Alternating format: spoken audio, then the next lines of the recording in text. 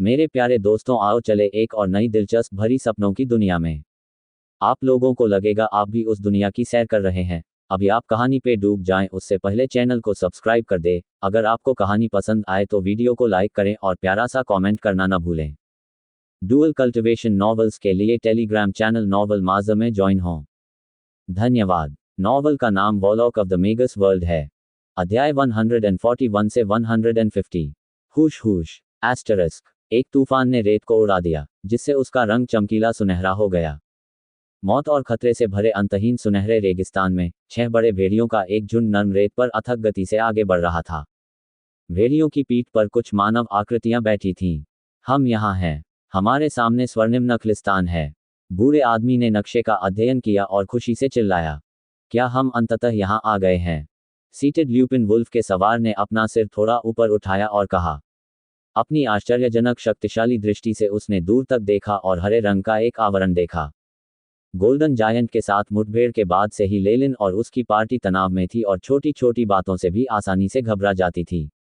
10 दिनों से अधिक समय तक फरार रहने के बाद उन्होंने अभी आराम करना शुरू ही किया था।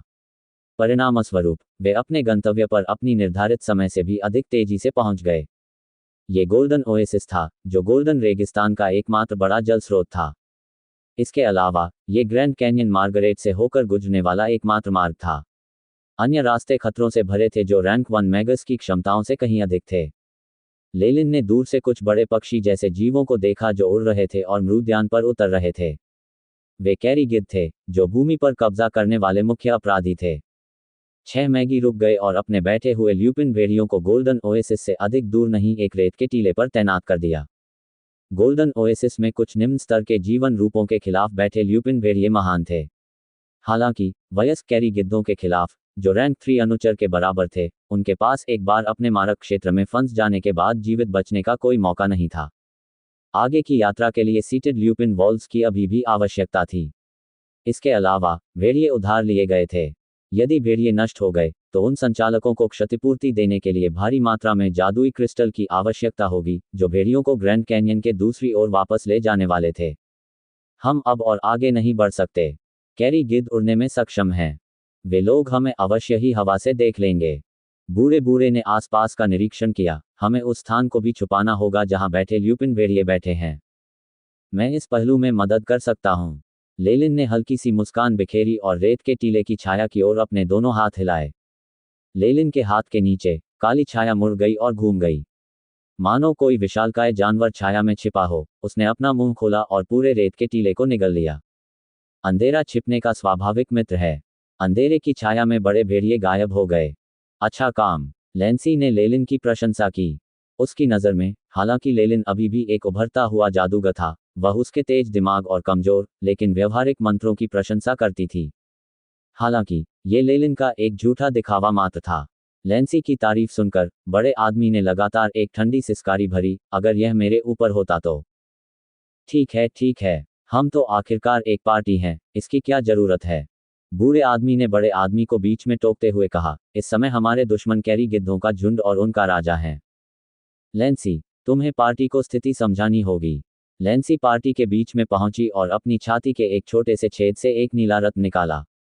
इस जादुई कलाकृति को जासूसी आंख के रूप में कार्य करने के लिए तैयार किया गया है और ये 10 किलोमीटर के दायरे में छवियों की जांच कर सकती है। लैंसी ने अपनी व्याख्या समाप्त की और मणि उसके हाथों में रख दी। उसने अपनी पानी की थैली से पानी की कुछ बूंदें उस पर टपकाईं और कुछ मंत्र पढ़े। मणि से हल्के नीले रंग की रोशनी निकल रही थी। प्रकाश इतना विकृत और फैला कि वह दर्पण की सतह जैसा दिखाई देने लगा। दर्पण जैसी सतह पर एक सुंदर झील दिखाई दे रही थी। इसके चारों ओर हरी झाड़ियां और नारियल के पेड़ उगे हुए थे। कभी कभी बड़े लाल पक्षियों को जंगल से ऊपर चढ़ते और नीचे उतरते देखा जा सकता था। दर्पण की सतह पर दृश्य लगातार घूमता रहा। लेलिन कैरी गिद्धों का असली रूप देख सकता था। कैरी गिद्ध के पंखों का फैलाव 5 मीटर था तथा ये लाल पंखों से ढका हुआ था। उसके पंजे ठंडे और तीखे लग रहे थे। उसके सिर पर गुलाबी गंजे धब्बे घृणित दृश्य थे। उसके घुमावदार और पूरी तरह से गंजे सिर पर एक ट्यूमर जैसी मांसपेशी उभरी हुई थी। मृद्यान में इन कैरी गिद्धों की संख्या 100 से भी अधिक थी। यदि वे सभी पूर्ण रूप से वयस्क होते और आधिकारिक मैगस जैसे कैरी वल्चरकिन के नेतृत्व में होते, तो मैगी बैंड के पास कोई मौका नहीं होता। 100 से ज्यादा। ये राशि बहुत ज्यादा है। क्या हम कैरी गिद्ध राजा को देख सकते हैं? बूढ़े आदमी ने जल्दी से पूछा। मुझे अपनी पूरी कोशिश करनी होगी। लैंसी को कुछ समझ नहीं आया, लेकिन उसने कैरी गिद्धों के झुंड की दिशा में दर्पण घुमाना जारी रखा। उधर एक विशाल वृक्ष खड़ा था जिसके अंदर एक अजीब सा खोखलापन था जो एक मान जैसा लग रहा था। इसमें एक अतुलनीय रूप से विशालकाय कैरी गिद्ध छिपा हुआ था। जब लैंसी दर्पण को नजदीक से देखने के लिए जूम इन करने की कोशिश कर रही थी, तो विशालकाय कैरी वल्चर ने उसकी उपस्थिति को नोटिस कर लिया और गुस्से से चीखने लगा। गा गा। ये कौवे की तरह लग रहा था, लेकिन किसी तरह से अस्पष्ट रूप से अलग था। अचानक झुंड में आसपास के कैरी गिद्ध उत्तेजित हो गए और भड़क उठे। क्रोध भरी चीख के बाद एक भयानक ध्वनि तरंग चारों दिशाओं की ओर बह गई। बिल्कुल नहीं, इसने मेरी उपस्थिति का पता लगा लिया। लैंसी का रंग रूप बहुत खराब हो गया। पापा। एस्टरस दर्पण टूटे हुए क्रिस्टल की तरह टुकड़ों में बिखर गया। वह नीली चमक में बदल गया और फर्श पर गिर गया। गा गा। कैरी गिद्ध राजा की चीख दूर से गूंज रही थी। कैरी गिद्धों ने अपने बड़े लाल पंख हिलाए और प्रशिक्षित सैनिकों की तरह टुकड़ों में बंट गए। वे आकाश को कालीन की तरह ढकने लगे और चारों ओर खोजबीन करने लगे, एक भी क्षेत्र छूटने नहीं दिया। क्षमा मांगना। लैंसी ने चेहरे पर शर्मिंदगी के भाव के साथ माफी मांगी। कोई बात नहीं, कम से कम हमने स्थिति को स्पष्ट रूप से देखा, है ना? रात्रिपाली के मैगस ने तुरंत जवाब दिया। यह सही है, यह सही है। बूढ़े आदमी ने चेहरे पर शर्म की हल्की सी झलक के साथ जवाब दिया। ये वह व्यक्ति था जिसने लैंसी को कैरी वल्चर किंग की खोज करने की अनुमति दी थी। गा गा। बड़े कैरी गिद्ध काफी समय तक आकाश में गश्त करते रहे, लेकिन कोई फायदा नहीं हुआ। अंततः उन्होंने उस क्षेत्र के कुछ स्थलीय जीवों पर हिंसक हमला कर दिया। कैरी गिद्धों ने कुछ बड़ी छिपकलियों को झपट्टा मारकर उठा लिया और वापस मरुद्यान में उड़ गए। लेलिन और आधिकारिक मैगी के लिए कैरी गिद्धों के पीछा से छिपना एक आसान काम था। ठीक है, आइए चर्चा करें कि हमें उन दुष्ट पक्षियों के झुंड से कैसे निपटना चाहिए। जमीन के नीचे जादू से बनाई गई एक अस्थायी झोपड़ी में 6 मागी पुनः एकत्रित हुए। स्तर 2 या स्तर 3 के अनुचरों के समान शक्ति स्तर वाले 100 कैरी गिद्ध, साथ ही एक गिद्ध राजा जिसकी शक्ति हमारी उम्मीद से कहीं अधिक है। बूढ़े बूढ़े ने दूसरे जादूगरों की ओर देखा। वहां और क्या करने के लिए है? आइए पहले वाली योजना का अनुसरण करें और उनके शिकार पथों और पैटर्न का अवलोकन करें। फिर हम मरुद्यान पर हमला करने से पहले छोटे शिकार समूहों को मार डालेंगे। वह बड़ा आदमी जरा भी चिंतित नहीं था, उसने अपने हाथों से उन्हें दूर कर दिया। ये वही योजना थी जिस पर पहले चर्चा की गई थी, सरल और व्यवहारिक। हालांकि गोल्डन जायंट के साथ हुई घटना के बाद पार्टी के लोगों में अत्यावश्यकता की भावना पैदा हो गई और वे ऐसी योजनाओं पर समय बर्बाद करने के लिए तैयार नहीं थे। इसके अलावा गोल्डन डेजर्ट गोल्डन जायंट का निवास स्थान था और वे फिर से वहां नहीं जाना चाहते थे। ठीक है, हालांकि हमें अपने हमलों की आवृत्ति बढ़ानी होगी और जल्दी से यहां से निकलना होगा। लेलिन और बाकी साथियों को इस योजना को मंजूरी देते देख बूढ़े ने अनिच्छा से इस पर सहमति दे दी। एक काले बिच्छू जैसा प्राणी अंधेरे का मार्गदर्शन पाकर रेगिस्तान की जमीन पर चुपके से रेंग रहा था। जैसे जैसे वह आगे बढ़ता, उसकी हुकदार पूंछ एक ओर से दूसरी ओर झूलती रहती। उस पर असामान्य चमकीला लाल रंग था, जो स्पष्टतः उसके जहरीले होने का संकेत था। शक। एस्टरिस्क। अचानक एक मैली पीली जीभ नंगी आंखों से अदृश्य गति से आई और बिच्छू को रेत के टीले में खींच लिया। धमाका। एस्टरिस्क रेत का टीला फट गया और उसमें से एक मैले पीले रंग की छिपकली निकली। छिपकली मछली के शल्कों के टुकड़ों से ढकी हुई थी और उसके सिर पर एक बड़ी सुंदर कंघी उगी हुई थी। जी। एस्टरिस्क छिपकली ने अपना मुंह खोला और एक ही घूंट और गर्दन की मांसपेशियों की हरकत से बिच्छू को खा लिया। अपना भोजन ग्रहण करने के बाद छिपकली ने अपने गठीले शरीर को हिलाया और अपने अगले पैरों से तेजी से रेत खोदी और उसमें खुद को दफना लिया। गा गा। छिपकली के दफन होने के लगभग तुरंत बाद रात्रि के आकाश में गिद्ध की अप्रिय चीख गूंजने लगी। फुफ। एस्टरिस्क गिद्ध की चीख के बाद हवा का एक तेज झोंका आया। विशाल कैरी गिद्ध ने हवा में झपट्टा मारा और अपने काले पंजों से रेत के टीले को तोड़ दिया तथा अपने पंजों को भींच लिया। कच। एस्टरिस्क तीखे काले पंजे सीधे छिपकली के मांस में फंस गए और छिपकली ने दर्द से चीखते हुए अपने गठीले शरीर को हिंसक रूप से उलट दिया। गागा। कैरी गिद्ध ने प्रसन्नता से चीख मारी और अपनी नुकीली चोंच से छिपकली पर चोंच मार दी। पू। एस्टरिस्क मिट्टी के पीले रंग की छिपकली की खोपड़ी फट गई थी। इसके मस्तिष्क पदार्थ और रक्त ने रेत पर गंदगी फैला दी। कैरी गिद्ध ने अपने शिकार को कसकर पकड़ लिया और अपनी मांद की ओर वापस उड़ने लगा। यद्यपि सामान्य गिद्धों को सड़ा हुआ मांस पसंद था, लेकिन कैरी गिद्धों को ताज़ा और जीवित स्तनधारी मांस खाना अधिक पसंद था। मिट्टी के पीले रंग की यह छिपकली 2 मीटर लंबी थी, लेकिन कैरी गिद्ध के कद की तुलना में यह पक्षी ऐसा लग रहा था जैसे वह किसी छोटी मछली को पकड़ रहा हो। अव्यक्त आग का गोला। अंधेरे में कहीं से अचानक कई काले रंग के आग के गोले प्रकट हुए और शिकार को ले जा रहे कैरी गिद्ध पर गिर पड़े। एक ही क्षण में काले आग के गोले कैरी गिद्ध के शरीर पर फैल गए। धमाका। एस्टरस बिना किसी आवाज के कैरी गिद्ध अपने मृत शिकार के साथ राख में बदल गया। इसके बाद आग के गोलों की तीव्रता में कोई कमी नहीं आई। वे सीधे आकाश में उड़े और शेष कैरी गिद्धों को मार डाला। उसके हमले के बाद जमीन हिल गई और रेत हट गई, जिससे लेलिन का चेहरा दिखाई देने लगा। एआई चिप, हमले की डिग्री प्रस्तुत करें। पिछले कुछ दिनों से वह उस क्षेत्र में निगरानी कर रहा था ताकि उन कैरी गिद्धों का शिकार कर सके जो भोजन की तलाश में झपट्टा मारते थे।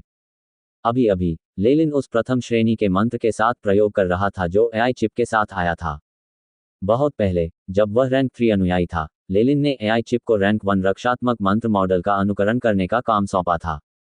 हालांकि महान मैगस सेरेहोम की शिक्षा प्राप्त करने और वॉरलॉक तक आगे बढ़ने के बाद ये कार्य विलंबित हो गया था। गोल्डन डेजर्ट में प्रवेश करते समय उन्हें महसूस हुआ कि उनकी आक्रमण तकनीक में कमी थी। एक ऐसे व्यक्ति के रूप में जिसके पास पारंपरिक हमले की तकनीक का अभाव था, लेलिन ने कार्य को फिर से एजेंडे में रखने का फैसला किया। लेलिन ने पहले जो अनुकरण करना चाहा था वह एक रक्षात्मक मंत्र था। हालांकि इसका उपयोग उन जादूगरों द्वारा किया जाना था जो ग्राइन वाटर के साथ सफलता प्राप्त करना चाहते थे, इसलिए स्वाभाविक रूप से लेलिन एक जादूगर में बदल गया था। उसे अब इसकी आवश्यकता नहीं थी। जैसे कि प्रेरणा से प्रभावित होकर लेलिन ने विशालकाय सर्प की पुस्तक से कुछ रैंक 1 मंत्र मॉडल जोड़े और एआई चिप को इसके संशोधन और अनुकूलन करने दिया, जिससे रैंक 1 मंत्र तैयार हुआ जो उसके मौलिक आत्मीयता के लिए उपयुक्त था। वॉरलॉक में आगे बढ़ने के बाद लेलिन की आध्यात्मिक शक्ति में काफी वृद्धि हुई थी। यहाँ तक कि एआई चिप, जो उसकी आत्मा से जुड़ी हुई थी, को भी कई लाभ प्राप्त हुए। अभी 2 दिन पहले ही यह अंततः रैंक 1 मंत्र मॉडल का अनुकरण करने में सक्षम हो पाया। बीप। डेटा एकत्रित किया गया, स्कैनिंग जारी है। एआई चिप की आवाज गूंजी। अव्यक्त आग का गोला। वर्गीकरण, रैंक 1 मंत्र, अंधकार और आग। हमले की डिग्री 30.3। जोड़ा गया तत्व बोनस 0.3 डिग्री। अभी लेलिन का तत्व सार रूपांतरण 1% था, इसलिए उसे अपने अंधकार तत्व मंत्र की शक्ति में 1% की वृद्धि प्राप्त हुई। हालांकि ऐसा लग रहा था कि यह वृद्धि नगण्य थी, लेकिन एक बार जब तत्व सार रूपांतरण 50% और उससे अधिक हो गया, तो प्रत्येक अंधकार तत्व मंत्र नियमित मैगी की तुलना में आधे से अधिक शक्तिशाली हो जाएगा। इतना खराब भी नहीं। ये शक्ति अधिकांश मैगी के जन्मजात रक्षात्मक बल क्षेत्रों से निपटने के लिए पर्याप्त है। लेलिन ने डेटा का विश्लेषण जारी रखा, उसके चेहरे पर संतुष्टि का भाव झलक रहा था। ऐसा नहीं था कि मैगी के रक्षात्मक बल क्षेत्र की ताकत हमेशा एक जैसी थी। हालांकि सामान्यतः जो मैगी अभी अभी आगे बढ़े थे, उनके पास केवल 20 डिग्री की क्षमता वाला रक्षात्मक बल क्षेत्र था। हालांकि उनकी आध्यात्मिक शक्ति की प्रगति के साथ साथ अपने जादुई मंत्रों की शक्ति को बढ़ाने के लिए कुछ बहुमूल्य संसाधनों की खोज के कारण उनके रक्षात्मक बल क्षेत्र अक्सर मजबूत हो जाते थे। प्रत्येक व्यक्ति के लिए इसकी सीमा अलग अलग थी, जो उच्च कोटि की ध्यान तकनीकों में प्रशिक्षित जादूगरों के लिए अधिक सत्य थी। जहां तक लेलिन का प्रश्न है, जो एक वॉरलॉक था, उसके वंश का पता चलने के साथ साथ कैमोइन के स्केल्स की रक्षा शक्ति भी मजबूत होती जाएगी। 30 से अधिक डिग्री का जादुई मंत्र अधिकांश नियमित रैंक 1 मैगी के रक्षात्मक बल क्षेत्रों को तोड़ने के लिए पर्याप्त था। कहने का तात्पर्य यह था कि अपने रक्षात्मक बल क्षेत्र के अपने तुरुप के पत्ते के अलावा लेलिन के पास भविष्य में अन्य मैगी से निपटने के लिए एक और शक्तिशाली तरीका था। हालांकि ये केवल उसी तरह हो सकता है। यदि संभव हो तो लेलिन निश्चित रूप से चाहेंगे कि एआई चिप एक शक्तिशाली रैंक 1 मंत्र बनाए जो गति, शक्ति, रक्षा, पता लगाने और अन्य सभी विभिन्न पहलुओं को कवर कर सके।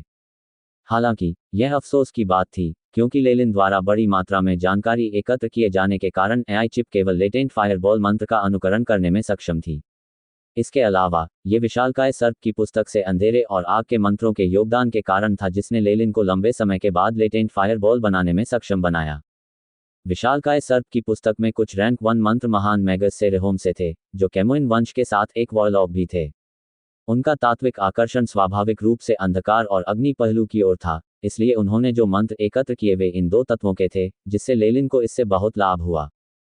जहां तक इस प्रकार की परिस्थितियों का प्रश्न है, तो निकट भविष्य में ऐसी परिस्थितियां कभी दोबारा नहीं आएंगी।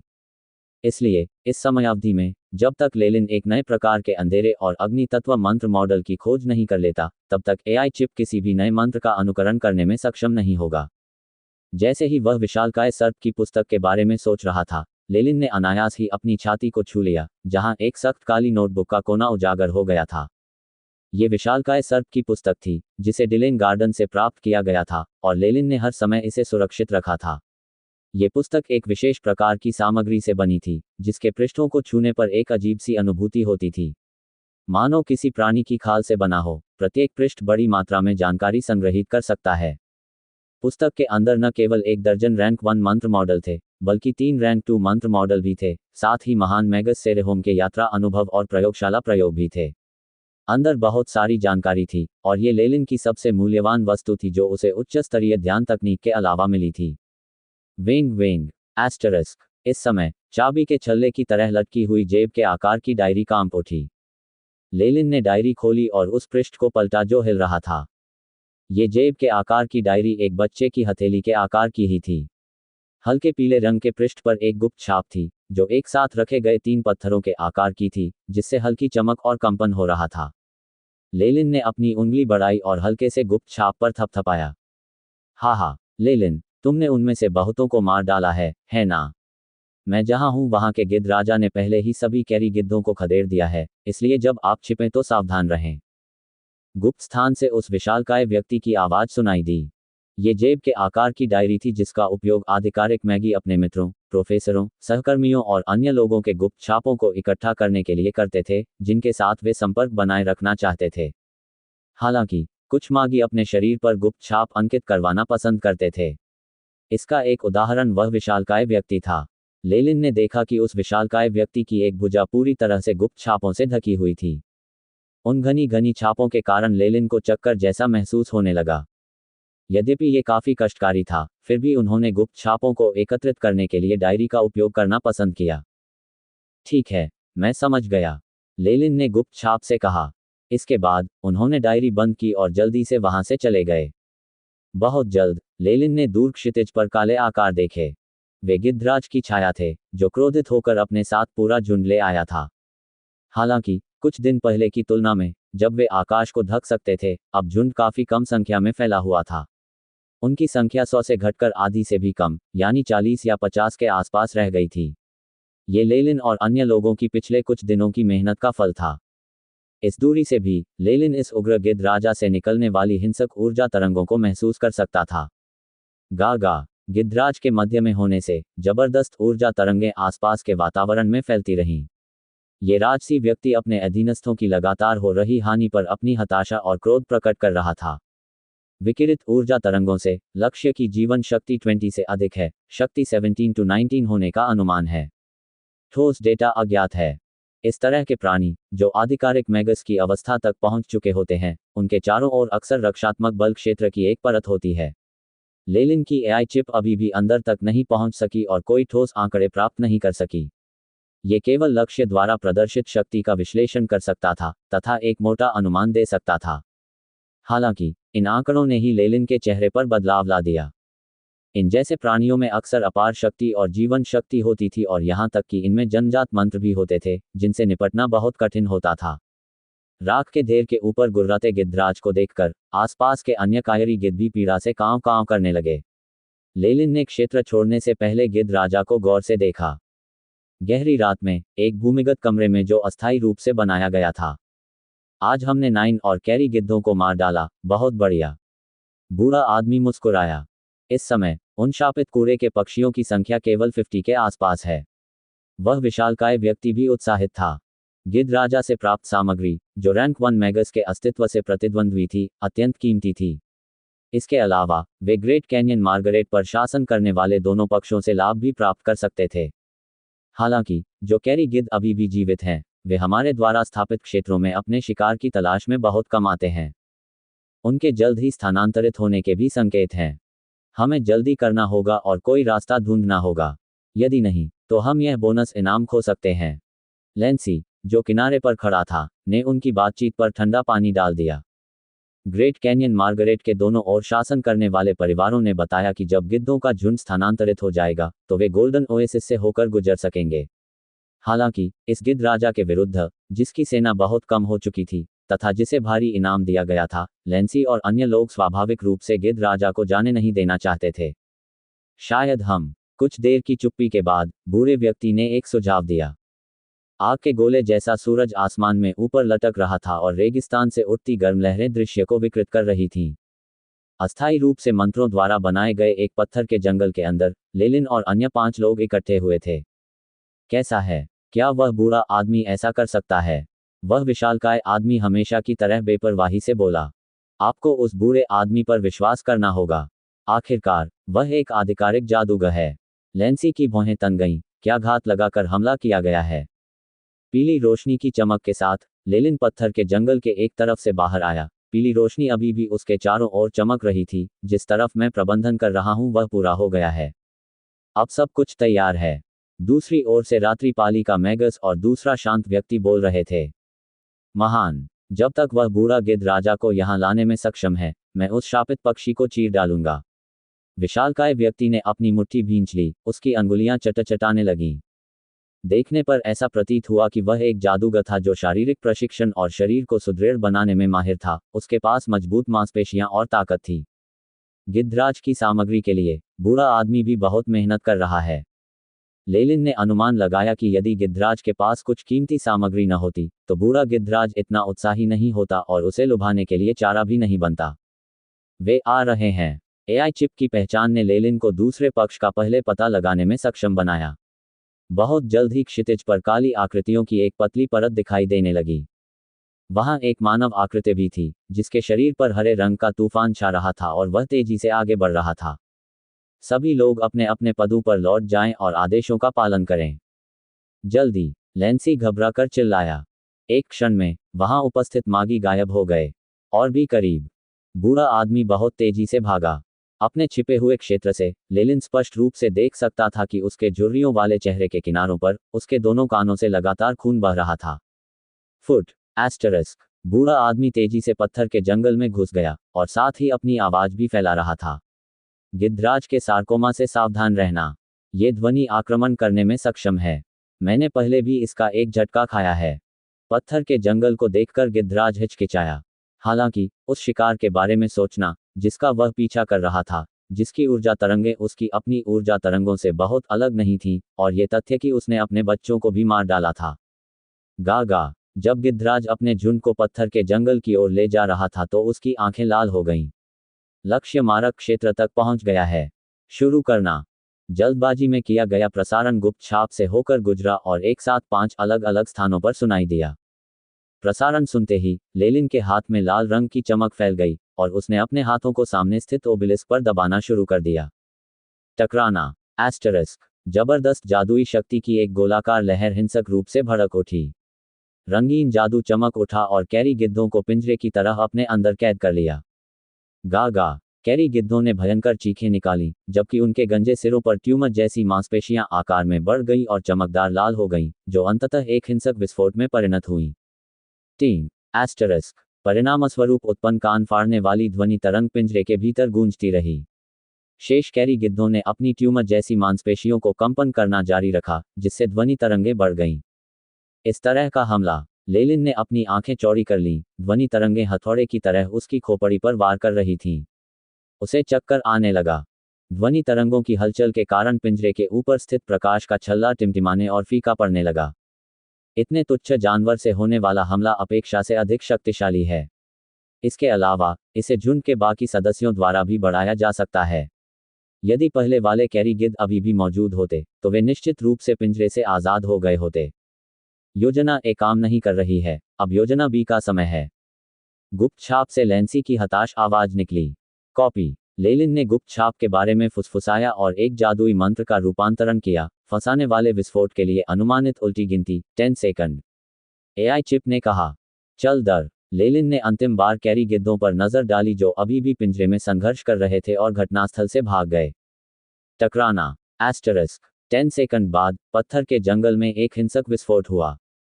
विस्फोट की आवाज से पूरा इलाका गूंज उठा और काला धुआं क्षितिज तक फैल गया। आग में कभी कभी रंग बिरंगे और बारीक औषधि पाउडर बिखर जाते थे। मंत्र की शक्ति बढ़ाने के लिए लेलिन ने इसमें ढेर सारे विस्फोटक और अग्निवर्धक औषधियां मिला दी थीं।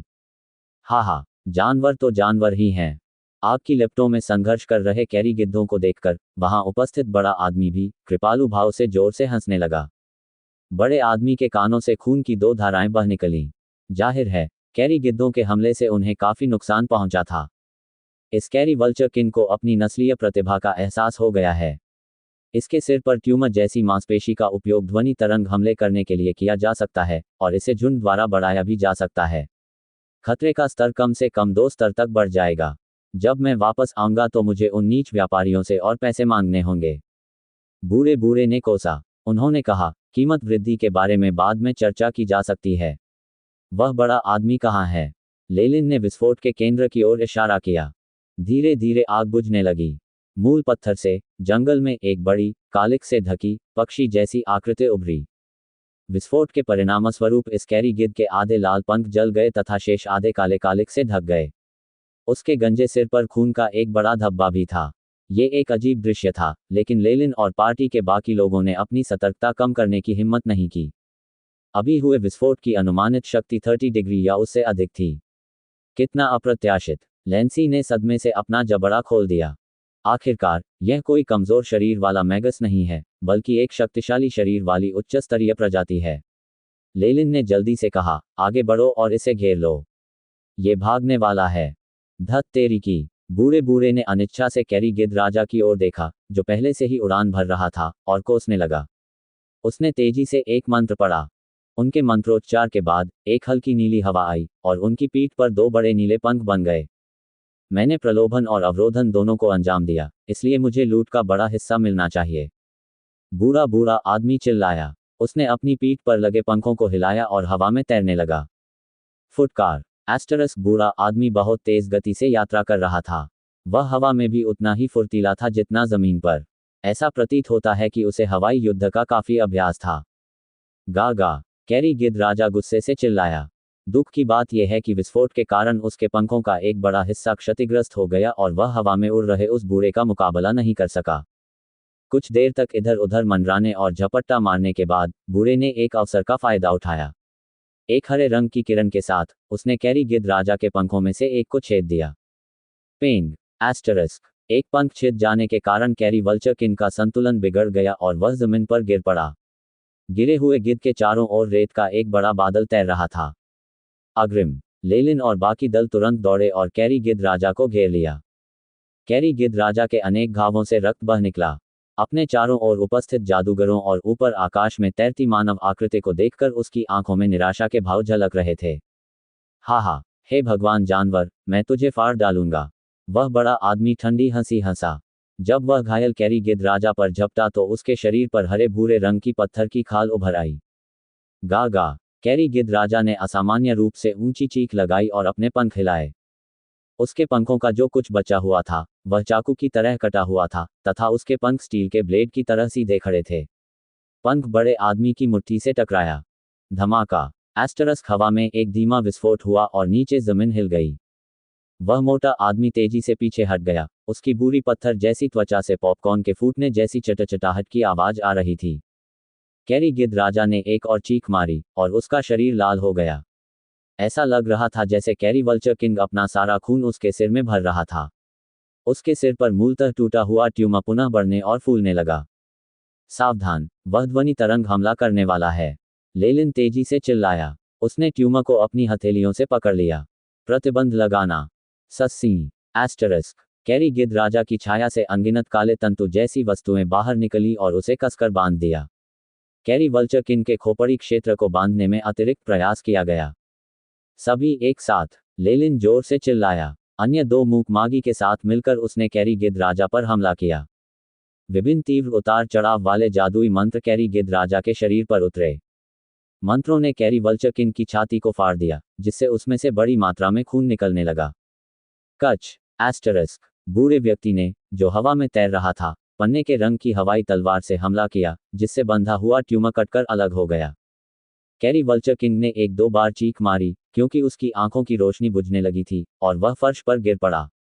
पापा! एस्टरस बूढ़ा आदमी जमीन पर गिरा और उसके जादुई हरे पंख गायब हो गए। 6 मागी ने कैरी गिद्ध राजा की लाश को घेर लिया। उन सभी के चेहरों पर जटिल भाव थे। ये कितना बड़ा काम है। यदि पब से अतिरिक्त पारिश्रमिक न मिलता तो ये पुनर्तः नुकसानदायक होता। दल में किसी को गंभीर चोट न आना कैरी वल्चर राजा को मारने के कठिनाई स्तर का खराब प्रतिबिंब था। उन्हें जाल तैयार करने और औषधियों के लिए आवश्यक विभिन्न सामग्रियों को जुटाने में बहुत समय लगाना पड़ा। इसके अलावा इस कार्य को पूरा करने के लिए उन्हें 6 मैगी की आवश्यकता थी, जिससे ये सिद्ध हो गया कि ये कितनी बड़ी चुनौती थी। कैरी गिद्ध राजा की लाश से जो सामग्री जुटाई गई थी वह पार्टी द्वारा किए गए प्रयास के खर्च को पूरा करने के लिए बमुश्किल पर्याप्त थी। यदि इस घटना में कोई मर जाता या गंभीर रूप से घायल हो जाता तो इसे बड़ी क्षति माना जाता। मैगी एक तर्कसंगत समूह थे। वे विभिन्न परिस्थितियों में शांतिपूर्वक लागत लाभ विश्लेषण कर सकते थे। यदि लागत लाभ से अधिक होती तो वे काम करने से बचते। इस बार यदि कैरी गिद्ध राजा उनके गंतव्य की ओर जाने वाले मार्ग में बाधा न बन रहा होता तो समूह ने इतने उच्च स्तरीय प्राणी को अकेला छोड़ दिया होता। कोई बात नहीं, यह अच्छी खबर है कि हमारे दल को कोई गंभीर चोट नहीं आई है। बूढ़ा आदमी खिलखिलाकर मुस्कुराया और बोला, अब हम चर्चा करें कि हमारे प्रयासों से प्राप्त धन को कैसे बांटा जाए। बाद में लेलिन की उम्मीदों के अनुरूप बूढ़े बूढ़े ने अधिकांश पंखों और बड़े पंखों के जोड़े पर दावा किया, इस तर्क के साथ कि उसने सबसे अधिक मेहनत की थी। उसके प्रसन्न चेहरे को देखकर ऐसा लग रहा था कि उसे किसी प्रयोग या शिल्पकला के लिए इसकी तत्काल आवश्यकता थी। पार्टी के बाकी सदस्यों ने भी यही किया तथा उन्होंने जो काम किया था उसके अनुसार जो उचित था वही किया। लेलिन ने ट्यूमर से केवल थोड़ा सा रक्त और मांस लिया, इसके अलावा कुछ नहीं। एक जादूगर के रूप में वह उच्च स्तरीय प्राणियों की रक्त रेखा में अत्यधिक रुचि रखते थे। हालांकि कैरी गिद्धों की वंशावली के लाभों का दस्तावेजीकरण नहीं किया गया था, लेलिन ये देखने के लिए प्रयोग करना चाहता था कि क्या वह इससे कुछ हासिल कर सकता है। रात में गोल्डन ओएसिस में 6 मैगी ने कैरी वल्चर किन के अवशेषों को साफ किया और पास के जल स्रोत में अपनी पानी की आपूर्ति को फिर से भर लिया। बैठे हुए ल्यूपिन भेड़िए जो लंबे समय से छिपे हुए थे खुशी से झील में खुद को साफ कर रहे थे। पास में चमकते हुए तंबू में लेलिन ने ट्यूमर की सतह को देखा जिसे उसने अपनी आंखों में उत्साह की चमक के साथ निकाला था। एआई चिप, डेटा रिकॉर्ड करें, प्रयोग में सहायता करें। लेलिन ने मन ही मन एक वाक्य बोला और तुरंत एक जोड़ी सफेद रबर के दस्ताने पहन लिए। उसने अपना अंगूठा आगे बढ़ाया और ट्यूमर पर दबाव डाला। ट्यूमर के मांस पर लगा खून अब पूरी तरह सूख चुका है। उस पर खून के धब्बे थे और वह मुरझाया हुआ था। ये बहुत हल्का है, ऐसा लगता है कि इसमें मध्याह्न रेखाएं और वायुकोश हैं। लेलिन की आंखें नीली चमक उठीं।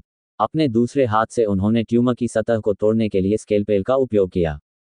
मांस के अंदर अजीब तरह से छोटी मात्रा में मांसपेशियां और रक्त वाहिकाएं थीं, और यह मुख्य रूप से छोटी हवा की थैलियों से बनी थी। कई वायु थैलियां एक दूसरे के ऊपर स्तरित थीं, जिससे एक जालीनुमा आकृति बन गई थी जो मधुमक्खी के छत्ते जैसी दिख रही थी। इस तरह की रचना, लेलिन ने खुद से कहा, एआई चिप, छवि रिकॉर्ड करो। ... प्रयोग समाप्त होने के बाद लेलिन ने अपनी अस्थायी प्रयोगशाला को साफ किया, एक हंस पंख की कलम उठाई और अपनी बकरी की खाल की नोटबुक में लिखा, ध्वनि वाहिका संरचना और ध्वनि तरंग हमला। गोल्डन ओएसिस के बाद का रास्ता बहुत कम खतरनाक था। इसके बाद उनका गोल्डन जायंट जैसे शक्तिशाली उच्च स्तरीय जीवन रूपों से कोई सामना नहीं हुआ। ... Andre town grand Canyon Maigret के दूसरी ओर स्थित एक छोटा सा शहर था। कैरी गिद्धों के कारण शहर खाली और उजाड़ हो गया था। हालांकि ग्रैंड कैन्यन से बाहर निकलने पर उन्हें कुछ लोग दिखाई दिए। क्या मैं जान सकता हूं कि क्या आप लोग मास्टर लैंसी और कंपनी हैं? वहां पहले से ही सड़क किनारे कोई खड़ा था। वह पब में काम करने वाले परिधान पहने हुए था। लेलिन और उसकी पार्टी को देखते ही उसने आदरपूर्वक सिर झुकाया। कैरी गिद्धों के साथ हुई घटना की सूचना हमें पहले ही एक गुप्त छाप के माध्यम से दे दी गई थी। कृपया अपना पुरस्कार लेने के लिए मेरे पीछे पब में आइए। ठीक है। लैंसी और बूढ़ा व्यक्ति समूह के बीच आए और अपनी सहमति दी। पब में पहुंचने के बाद कर्मचारियों ने अपना सामान खोला और सीटी बजाते हुए सीटेड ल्यूपिन वॉल्स पब के पीछे स्थित अपने भोजन क्षेत्र में तेजी से चले गए। ये केवल कुछ महीनों के लिए किराए पर है, लेकिन इसकी कीमत 500 जादुई क्रिस्टल है। आपके बॉस को जरूर पता है कि पैसा कैसे कमाया जाता है। बड़े आदमी ने शिकायत की। वास्तव में हम आमतौर पर सीटेड ल्यूपिन वुल्फ के प्रति किराए पर 1000 जादुई क्रिस्टल चार्ज करते हैं। इस बार हमने केवल न्यूनतम रखरखाव लागत ही ली, क्योंकि आप महोदय ने ये कार्य अपने ऊपर ले लिया। मुस्कुराते हुए वेटर ने समझाया। जैसे ही बूढ़ा आदमी आया, उसने तुरंत गिद्धराज की खोपड़ी काउंटर पर फेंक दी। मिशन पूरा हुआ। एक नज़र देख लो। काउंटर के पीछे से बारटेंडर की वर्दी पहने एक सफ़ेद दाढ़ी वाला, चश्मा पहने बूढ़ा आदमी बाहर आया। हालांकि उससे निकलने वाली ऊर्जा तरंगों से ऐसा लग रहा था कि वह एक आधिकारिक जादूगर भी है। सफ़ेद दाढ़ी वाले बूढ़े व्यक्ति ने गिद्धराज की खोपड़ी को काफ़ी देर तक ध्यान से देखा, उसके बाद ही उसने उसे रखा। ये वास्तव में गिद्ध राजा का सिर है। समझौते के अनुसार आप में से हर एक को प्राप्त हो सकेगा। मिस्टर व्हाइट बियर्ड फुर्तीले थे। उसने तुरंत जादुई क्रिस्टल और जादुई सामग्री से भरे बैग निकाले और सबको दे दिए।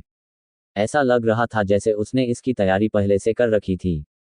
वास्तव में मैं महान डोरियन परिवार से संबंधित हूँ। डिलीवरी पूरी करने के बाद बूढ़े व्यक्ति ने एक दयालु मुस्कान बिखेरी और लेलिन और बाकी लोगों की ओर एक शांति की शाखा बढ़ा दी। इस प्रकार के बड़े परिवार अपने परिवार को और अधिक मजबूत बनाने के लिए समय समय पर विदेशी जादूगरों की भर्ती करते थे। इसके अलावा लेलिन और बाकी लोगों के पास अच्छी ताकत थी, और चूंकि वे ग्रैंड कैनियन के पूर्वी भाग से आए थे, इसलिए ये संभावना नहीं थी कि वे अपने दुश्मनों द्वारा भेजे गए जासूस हों। जब तक उनके साथ कोई बहुत बड़ा सिरदर्द न हो, तब तक ये संभावना थी कि स्थानीय बड़े मजिस्ट्रेट ऐसी प्रतिभाओं को आश्रय देने के लिए तैयार होंगे। लेलिन ने देखा कि बड़े आदमी के चेहरे पर स्पष्ट रूप से उसकी सहमति का भाव दिख रहा था। हालांकि जो दो जादूगर एक साथ थे, वे अनिर्णायक लग रहे थे। जहां तक लैंसी और उस बूढ़े व्यक्ति का प्रश्न है, उन्होंने इस प्रस्ताव को अस्वीकार करने में कोई हिचकिचाहट नहीं दिखाई। लेलिन ने स्वयं इस विकल्प पर विचार नहीं किया। जब जादूगर अन्य बड़े परिवारों में शामिल हुए, तो इसका कारण यह था कि वे उच्च स्तरीय ध्यान तकनीक, जादुई संसाधन आदि प्राप्त करना चाहते थे। लेलिन के पास पहले से ही ध्यान तकनीकें थीं, और जहां तक जादुई संसाधनों की बात है, तो वह उनके लिए दवाओं का इस्तेमाल कर सकता था। इसके अलावा ऐसे बंद परिवारों की तुलना में लेलिन एक शैक्षणिक संस्थान या संगठन में शामिल होने के लिए अधिक इच्छुक था।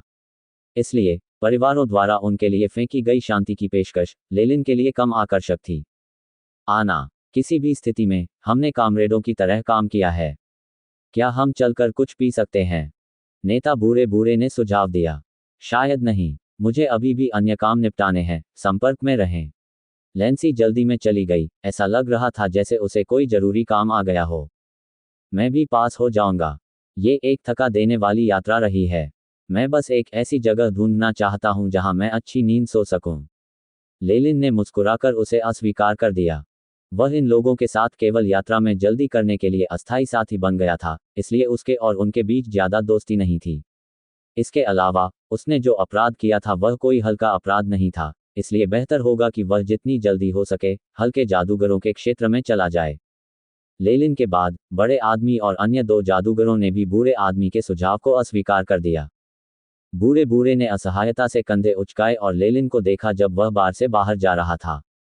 पब के बाहर कुछ संकरी गलियां थीं, जिनमें पत्थर बिछाए गए थे। चारों ओर अंधेरा था और केवल पब के बाहर लगी लालटेनें ही अभी भी कुछ हल्की रोशनी दे रही थीं। ये पहले से ही अंधेरा है। लेलिन ने अपने आसपास का निरीक्षण किया। शायद सबसे पहले आराम करने के लिए जगह ढूंढना बुद्धिमानी होगी। चेतावनी, चेतावनी, आगे उच्च ऊर्जा बल क्षेत्र अभिसरण का पता चला। रैंक 1 आक्रामक मंत्र होने का निर्धारण किया गया।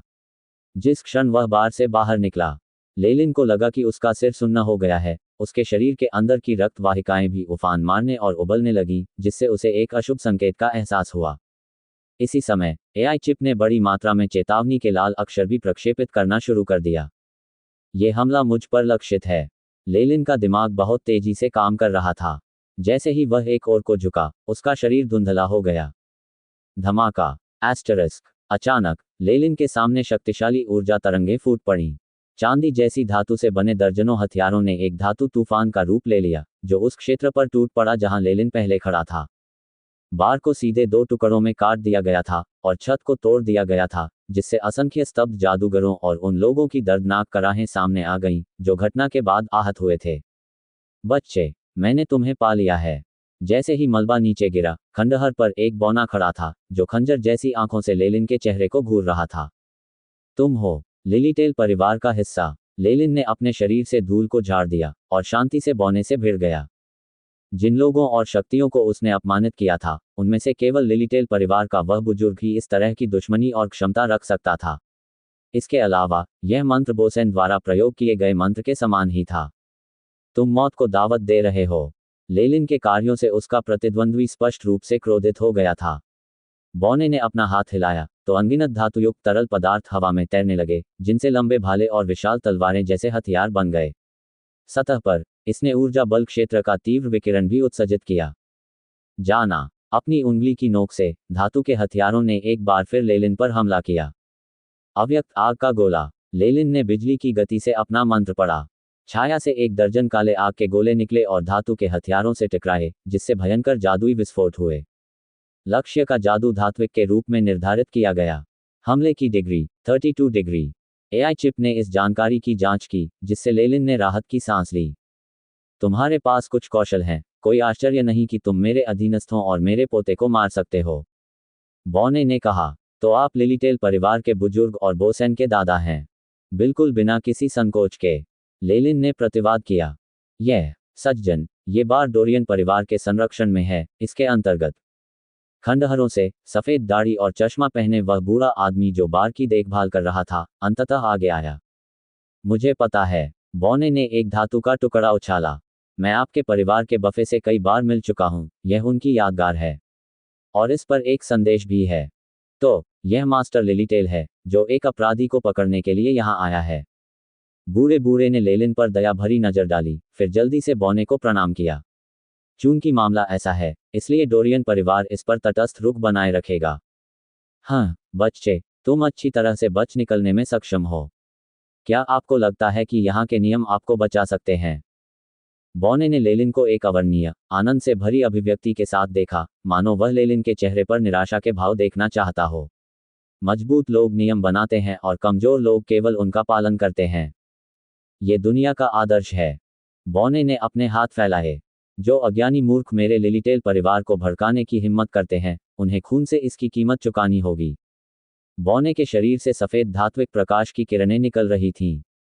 कुछ ही क्षण में उसके शरीर पर चांदी जैसा धातु का कवच बन गया।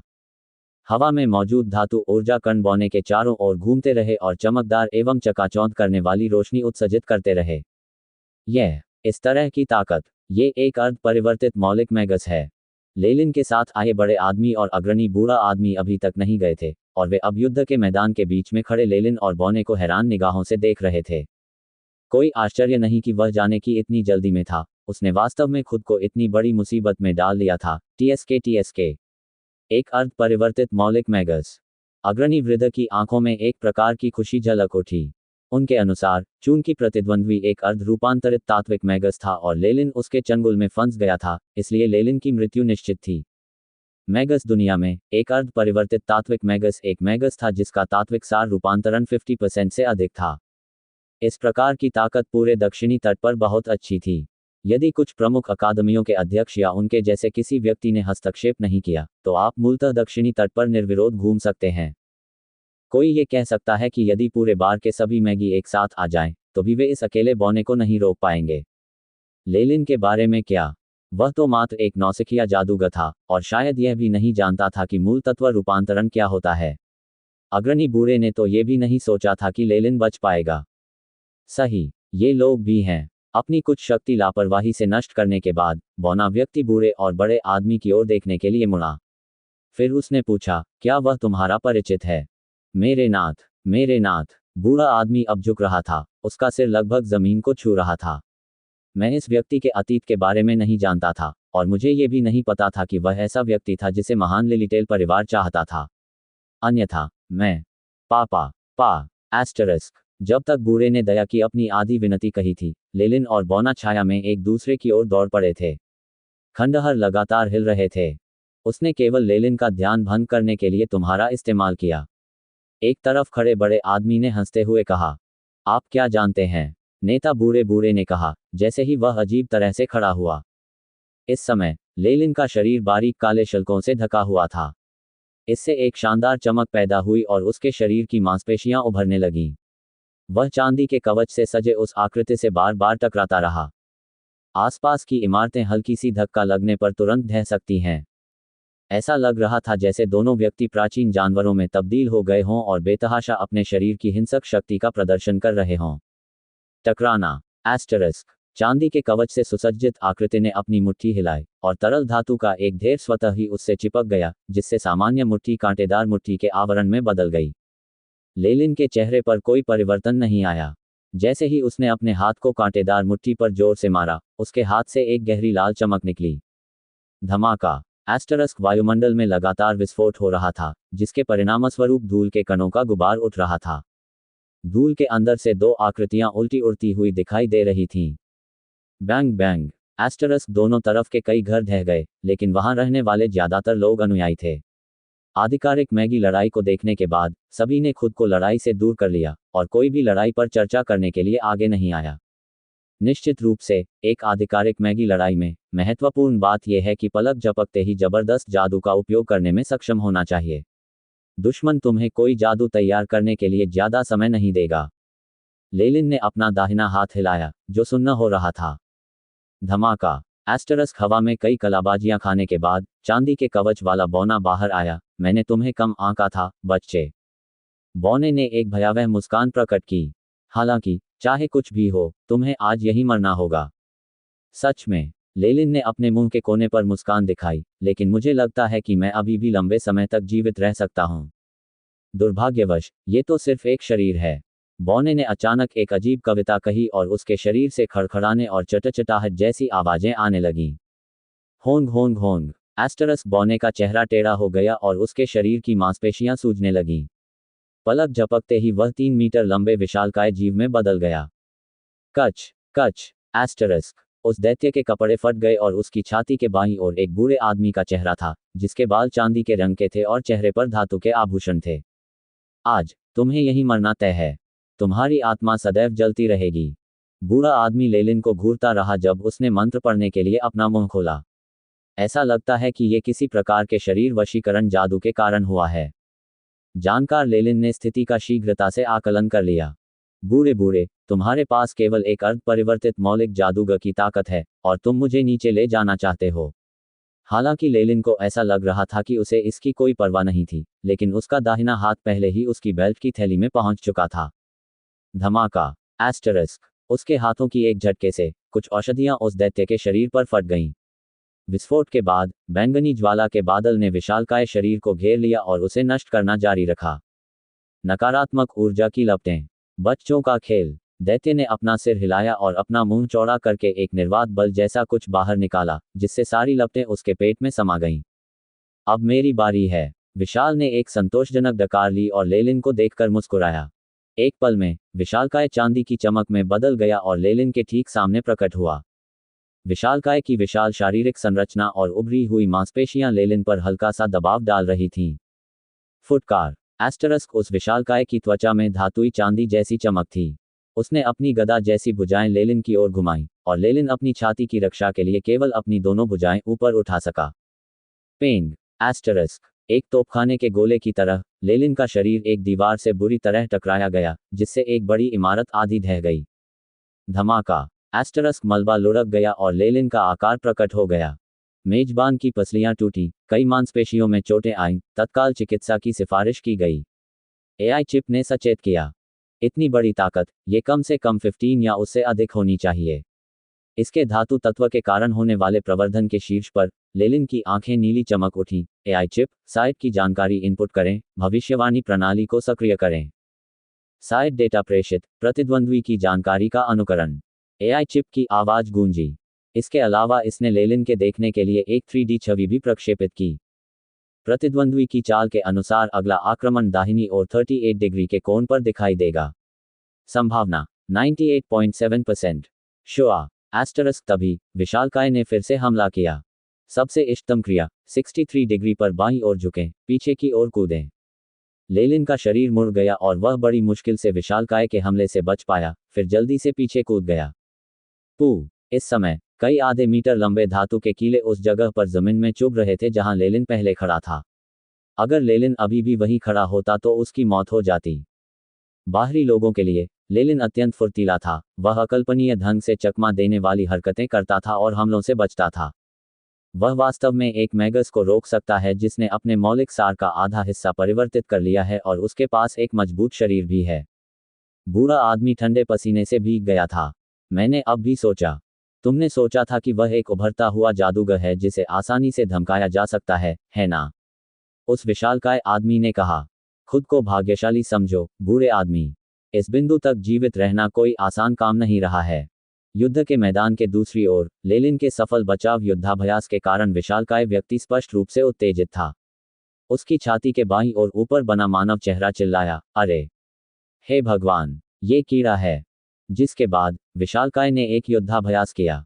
अपने बड़े हाथों का उपयोग करते हुए उसने अपना पेट फाड़ दिया और उसमें से एक सुनहरा घेरा जैसा कुछ बाहर निकाला। कारावास का घेरा। सुनहरे घेरे के भीतर से एक चमकदार सफेद रोशनी निकली और तुरंत लेलिन पर पड़ी। जैसे ही सफेद चमक उस पर पड़ी, लेलिन को यह एहसास हुआ कि उसके शरीर पर एक पूरे पहाड़ का भार लग रहा था, जिससे वह हैरान रह गया। वह 1 इंच भी हिल नहीं सका। हालांकि इस प्रकार की जादुई कलाकृति केवल मध्यम श्रेणी की है। ये कहा गया है कि एक अर्ध रूपांतरित मौलिक मैगस भी अपनी कारावास शक्तियों द्वारा कम से कम 1 मिनट के लिए जंजीरों में जकड़ा जा सकता है। रजत दानव के पेट से रक्त बहता रहा तथा उसकी अंतड़ियां बाहर लटकती हुई दिखाई दे रही थीं। अविचलित, विशालकाय लेलिन की ओर बढ़ा और उसकी गर्दन दबाने लगा। उसकी आंखें प्रसन्नतापूर्ण उपहास के साथ नाच रही थीं। अब मेरे लिए भागो, छोटी सी चीज। सब खत्म हो गया। आसपास की भीड़ ने आह भरी। इतने लंबे समय तक एक अर्ध परिवर्तित मौलिक मैगस के साथ गतिरोध में रहने से इस तथ्य में कोई बदलाव नहीं आया कि वह सिर्फ एक उभरता हुआ मैगस है। इसके अलावा प्रतिद्वंद्वी के पास मध्यम श्रेणी की जादुई कलाकृति थी। पब से आए चश्माधारी, सफेद दाढ़ी वाले बूढ़े आदमी के चेहरे पर दया की वह पुरानी भावना गायब हो गई और उसने अफसोस के साथ कहा, कितनी शर्म की बात है। वह एक प्रतिभाशाली जादूगर था। युवक, अपने अंतिम शब्द कहो। चांदी के विशालकाय व्यक्ति के चेहरे पर एक ठंडी मुस्कान फैल गई। वह व्यक्ति जिसे अपने अंतिम शब्द कहने चाहिए वह आप हैं। लेलिन के चेहरे पर एक बड़ी मुस्कान फैल गई। गिरे हुए स्टार पेंडेंट सक्रिय करें। लेलिन की छाती से एक गहरे लाल रंग की किरण निकली और तीव्र गति से उसके चारों अंगों तक फैल गई। तुरंत लेलिन ने विशालकाय के दोनों हाथ पकड़ लिए। उसकी पुतलियां ऊर्ध्वाधर हो गईं और उनमें अंबर रंग की चमक थी तथा वे रहस्यमय प्रकाश उत्सर्जित कर रही थीं। जनजात जादू पत्थर जैसी आंखें। कच कच। चांदी के विशालकाय व्यक्ति के चेहरे पर एक खालीपन आ गया, जिसके बाद विशालकाय व्यक्ति की आंखों से राख जैसा भूरा रंग निकलने लगा। राख के समान भूरे रंग ने कुछ ही समय में विशालकाय जानवर के चेहरे को ढक लिया और तेजी से उसकी छाती और अंगों की ओर फैल गया। पत्थर जैसा जादू। हे भगवान! विशालकाय की छाती पर रखे बूढ़े का सिर भयभीत स्वर में चिल्लाया। इसके बाद बूढ़े ने अपने दांत पीस लिए और अपना पूरा खून उस दानव के शरीर पर थूक दिया। एक धातु की चमक के साथ उस राक्षस के शरीर पर फैलने वाला पत्थर जैसा जादू धीमी हो गई। तुम्हारी ऐसी की तैसी। लेलिन ने अपना दाहिना हाथ आगे बढ़ाया और गिरे हुए तारे के पेंडेंट की चमक एक लंबी तलवार में बदल गई, जिसे फिर नीचे झुका दिया गया। पहले ही झटके में विशालकाय की खोपड़ी ऊपर उड़ गई। दूसरे झटके में लेलिन ने सीधे विशालकाय की छाती से बूढ़े बौने का चेहरा बाहर निकाला। पापा! चेहरा जमीन पर गिर गया। मैं आपको माफ नहीं करूंगा, वह चिल्लाया। यह मैं ही हूं जो तुम्हें माफ नहीं करूंगा। एक ठंडी नजर के साथ लेलिन ने मानव चेहरे पर कदम रखा। आह! एक उदास आवाज सुनाई दी और लेलिन के पैर के नीचे धीरे धीरे हरे खून का एक गड्ढा बन गया। हु हल्की हवा चली। भीड़ में मृत्यु सी शांति छा गई थी। वह वास्तव में एक अर्ध परिवर्तित तात्विक मैगस को मारने में कामयाब रहा। बूढ़ा आदमी अपना मुंह खोले लगातार आसपास का निरीक्षण कर रहा था, जैसे कि वह कुछ ढूंढ रहा हो। तुरंत ही लेलिन की निगाहें अपनी ओर मुड़ती देख बूढ़े ने मुस्कुराते हुए उसकी चापलूसी करते हुए कहा, मास्टर लेलिन, कृपया मुझे माफ करें कि आपको बुरा लगा। ये एक गलतफहमी थी। उस बूढ़े आदमी को देखकर, जिसने अपना चेहरा बदल लिया था, लेलिन ने अपना सिर हिलाया और उससे निपटने के लिए तैयार नहीं था। यदि मैं उसकी हत्या भी कर दूं तो भी कोई लाभ नहीं होगा। लेलिन ने निष्कर्ष निकाला कि वह स्वयं कोई हत्यारा पागल नहीं था। उसने अपनी गठरी और जीत से प्राप्त माल उठाया और जल्दी से वहां से चला गया। आसपास की भीड़ ने स्वाभाविक रूप से उसके बाहर निकलने के लिए रास्ता खोल दिया। जादूगर हो या अनुचर, किसी की भी लेलिन से आंख मिलाने की हिम्मत नहीं हुई। मुझे ये जगह तुरंत छोड़नी होगी। लेलिन ने दूरी पर तेजी से सिकुड़ते आंद्रे टाउन को देखा और खुद से कुछ कहा। पहले वाला बौना स्पष्टतः प्रतिद्वंद्वी के कई क्लोनों में से एक था। ये लेलिन की पिछली रिपोर्टों के अनुरूप है। रिपोर्ट के अनुसार लिलीटेल परिवार के बुजुर्गों की शक्तियों को 80% या उससे अधिक की तात्विक सार रूपांतरण दर तक पहुंचना चाहिए था, जो कि स्तर 2 मेगास में किसी की उन्नति शुरू करने के लिए न्यूनतम आवश्यकता थी। एक अनुमान के आधार पर पहले बौने की तात्विक सार रूपांतरण दर अधिकतम 50% थी। ये बहुत स्थिर नहीं था, और उसकी और एक बुजुर्ग की असली ताकत के बीच का अंतर बहुत बड़ा था। लेलिन को इस प्रकार के मेगस से पहले भी परिचित कराया गया था। उनके लिए क्लोन बनाना आसान नहीं था, क्योंकि इसके लिए बहुत अधिक समय और बहुमूल्य सामग्री की आवश्यकता थी। इसके अलावा, यदि उनका क्लोन नष्ट हो गया तो मेगस पर भी भारी असर पड़ेगा। अब तक केवल क्लोन ही उसका पीछा कर रहा था। लेलिन ने अनुमान लगाया कि या तो प्रतिद्वंद्वी शारीरिक रूप से यहाँ नहीं आ सकता था, या फिर क्लोन को संचार की सुविधा के लिए और उसके आदेश का पालन करने के लिए जानबूझकर ग्रैंड कैनियन के दूसरी ओर रखा गया था। बहरहाल, लिलीटेल परिवार की ओर से हमलों की अगली लहर जल्द ही आ जाएगी। क्षेत्र की बात करें तो मैं अभी भी डार्क मैगी की सीमाओं के भीतर हूँ। एक बार जब मैं प्रकाश मैगी के क्षेत्र में पहुंच जाऊंगा, तो लिलीटेल परिवार भी अतिक्रमण करने की हिम्मत नहीं करेगा।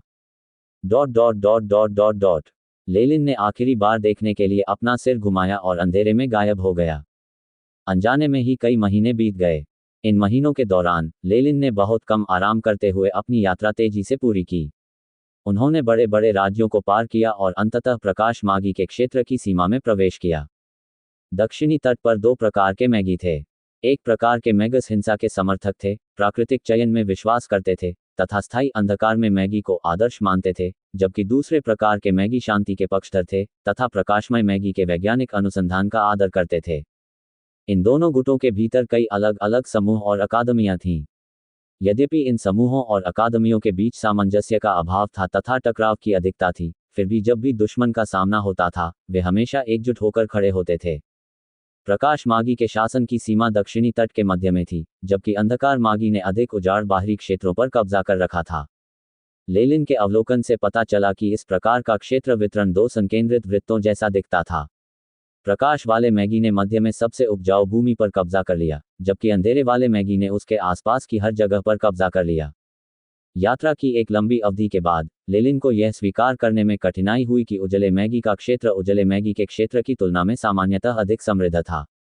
हल्के मैगी क्षेत्र में आम लोगों को भी अधिक शांति और स्थिरता प्राप्त थी। सरकारी प्रशासन के संबंध में विशाल और समृद्ध क्षेत्र पर मजबूत पकड़ बनाए रखने के लिए लाइट मैगी को डार्क मैगी की तुलना में बहुत अधिक करना पड़ा। एआई चिप पर नक्शे के अनुसार लेलिन आज तक लाइट मैगी डोमेन टेलजोस सिटी के बाजार स्थान तक पहुंच जाएगा। लेलिन को अपना काला लबादा बदलने के बहुत कम अवसर मिले। उसने अपना वस्त्र बदलकर साफ चमड़े का कवच पहन लिया। यह उत्कृष्ट कवच लेलिन के सुडौल शरीर पर आराम से फिट बैठता था, तथा उसमें वीरता की भावना पैदा करता था, जिससे वह अधिक मर्दाना दिखता था। प्रकाश मैगी सहज रूप से अंधेरे मैगी को अपने विरोधी के रूप में देखते थे, इसलिए लेलिन कोई जल्दबाजी में कुछ करके कोई परेशानी नहीं उठाना चाहता था। यद्यपि ये केवल एक व्यापार केंद्र हो सकता है, फिर भी वहाँ निश्चित रूप से डार्क मैगी जैसे लोग होंगे, जो अपनी प्रतिबंधित वस्तुएं बेचने के लिए वहाँ आते होंगे। लेलिन ने अतिरिक्त सावधानी बरती और अपना प्रोफाइल कम रखा। घोड़ों का पीछा करते हुए लेलिन आगे बढ़ गया। उन्होंने देखा कि रास्ते अधिक चौड़े होते गए और लोगों ने अपनी यात्रा में सहायता के लिए अधिक प्रकार के परिवहन उपकरणों का उपयोग करना शुरू कर दिया। आगे अवलोकन करने पर उन्हें अनेक नई और विचित्र चीजें देखने को मिलीं। उदाहरण के लिए, उन्होंने एक मादा मैगस को पंख वाले घोड़े पर तथा एक वृद्ध व्यक्ति को गर्म हवा के गुब्बारे पर देखा। हॉट एयर बैलून से लटकते हुए एक बैनर पर लिखा था, हुकेटी की विविध वस्तुओं की दुकान में आपका स्वागत है, हमारे पास। इसके अलावा लेलिन ने कुछ ऐसी मशीनें भी देखी जो भविष्य के वाहनों के घटकों जैसी दिखती थीं। ये मशीनें, जिनमें बौनों का एक झुंड था, सड़क पर तेजी से दौड़ते हुए जोर जोर से दहाड़ रही थीं। लेलिन के साथ उसी मार्ग पर यात्रा करने वालों में न केवल जादूगर थे, बल्कि कई सामान्य लोग भी थे। अधिकांश सामान्य लोग घोड़ागाड़ियों पर सवार होते थे और पीछे बड़ी मात्रा में सब्जियां और फल रखते थे। यद्यपि वे जादूगरों के प्रति बहुत सम्मान का व्यवहार करते थे, फिर भी ये स्पष्ट था कि उनका सामना करते समय उनमें कोई भय नहीं था। ऐसा प्रतीत होता है कि प्रकाश मागी क्षेत्र में जादूगरों को प्रायः सम्मान दिया जाता था, फिर भी वे नागरिकों के साथ घनिष्ठ संबंध रखते थे। इस स्थिति ने लेलिन को कुछ हद तक उलझन में डाल दिया। ऐसे राज्य में जहां अंधकार में मैगी का शासन था, मैगी का नाम मात्र ही आतंक और रक्तपात के विचारों को जन्म देता था। यहां तक कि एक अनुचर भी पूरे शहर के लोगों को डराने के लिए पर्याप्त होगा। ऐसा लगता है कि यह सच है कि प्रकाश मैगी और सामान्य मनुष्य सामंजस्यपूर्ण ढंग से सह अस्तित्व में रह सकते हैं। लेलिन ने एक किसान की ओर देखा जिसने उसका अभिवादन करने के लिए अपनी टोपी उतार दी थी और स्वीकृति में सिर हिलाया। और उसकी नीली आंखें चमक उठी। उसके शरीर में विकिरण का कोई निशान नहीं है। क्या इसका शुद्धिकरण टावर से कोई संबंध है? प्रकाश मैगी के शासन वाले क्षेत्र में एक दूसरे से कुछ दूरी पर सफेद ऊंची मीनारें खड़ी की गई थीं। ये टावर जादूगरों से आने वाले विकिरण को बेअसर करने में सक्षम थे, जो जादूगरों और सामान्य मनुष्यों के लिए इस क्षेत्र में घुलने मिलने के लिए महत्वपूर्ण था। जहां तक डार्क मैगी द्वारा शासित क्षेत्र की बात है, लेलिन ने एक बार एबिसल बोन फॉरेस्ट अकादमी के पुस्तकालय के अंदर शुद्धिकरण टावर के डिजाइन देखे थे। लेकिन ये स्पष्ट था कि डार्क मैगी अपने क्षेत्र में ऐसी चीज बनाने के लिए अनिच्छुक थे। इस तरह के टावर के निर्माण की लागत की समस्या के अलावा, लेलिन ने अनुमान लगाया कि डार्क मैगी आम लोगों पर खूनी और भयानक शासन करना पसंद करते थे। जैसे जैसे माउंट लगातार उड़ रहा था, लेलिन को लगा कि उसका क्षितिज लगातार विस्तृत हो रहा है। हरी लहरें, लगभग सागर की लहरों की तरह, हवा में लहरा रही थीं, जिससे घना वातावरण बन रहा था। यहाँ टेलजोस महान मैदान था जो कई हजार वर्ग किलोमीटर क्षेत्र में फैला हुआ था और इसमें 100,000 से अधिक जनसंख्या वाले कई शहर थे। और तेलजोस शहर इस विशाल मैदान के मध्य में स्थित था और इस विशाल क्षेत्र का केंद्रीय क्षेत्र था। यहाँ वनस्पति हरी भरी और प्रचुर है। लेलिन ने गहरी सांस ली। जैसे जैसे वह तेलजोस शहर के करीब पहुंचता गया, फसलें उतनी ही अधिक शानदार ढंग से उगती गईं, मानो वे लोगों को बहुत प्रिय हों। वहां गेहूं के पौधे भी थे जो मनुष्य जितने ऊंचे थे, जिन्हें देखकर लेलिन भावुक हो गया। क्या ये बहुत आश्चर्यजनक नहीं है? क्या आप इस क्षेत्र से बाहर से आए जादूगर हैं?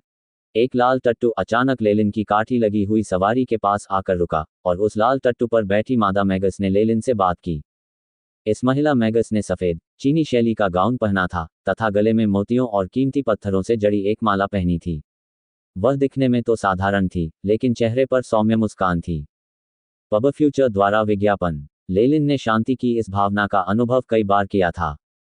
यद्यपि यह महिला मैगस रैंक 1 मैगस की ऊर्जा तरंगों का विकिरण करती थी, लेकिन उसके पास वास्तविक युद्ध का बहुत कम अनुभव था। उसके शरीर पर जन्मजात रक्षा मंत्र की केवल एक परत थी, जो उसके लिए पर्याप्त प्रतीत होती थी। यह सही है, मिस, मैं दूर से आया हूं और एक घुमक्कड़ जादूगर हूं। आप मुझे लेलिन कह सकते हैं। लेलिन ने अपना परिचय देते हुए एक हानिरहित मुस्कान बिखेरी।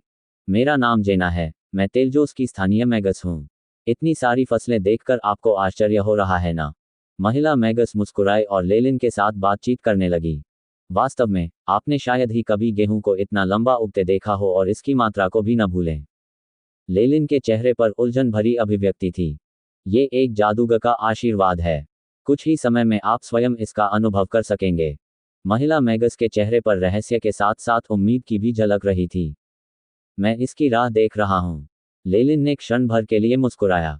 वह एक नज़र से ही अंदाजा लगा सकता था कि यह महिला एक मासूम भेड़ की तरह है, जिसे अपने साथियों की तरह मैगी से मिलने का अनुभव नहीं है और वह हर चीज़ के बारे में बेहद जिज्ञासु है। जैसे किसी बड़े परिवार की युवती भटक गई हो। इसके बाद लेलिन ने इन मामलों पर ध्यान देना बंद कर दिया, क्योंकि टेलजोस शहर लेलिन की आंखों के सामने प्रकट हो रहा था।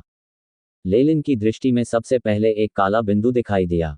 इसके बाद उस काले बिंदु का आकार इतना बढ़ गया मानो वह एक काले बादल में बदल गया हो और पूरे आकाश को ढकने लगा हो।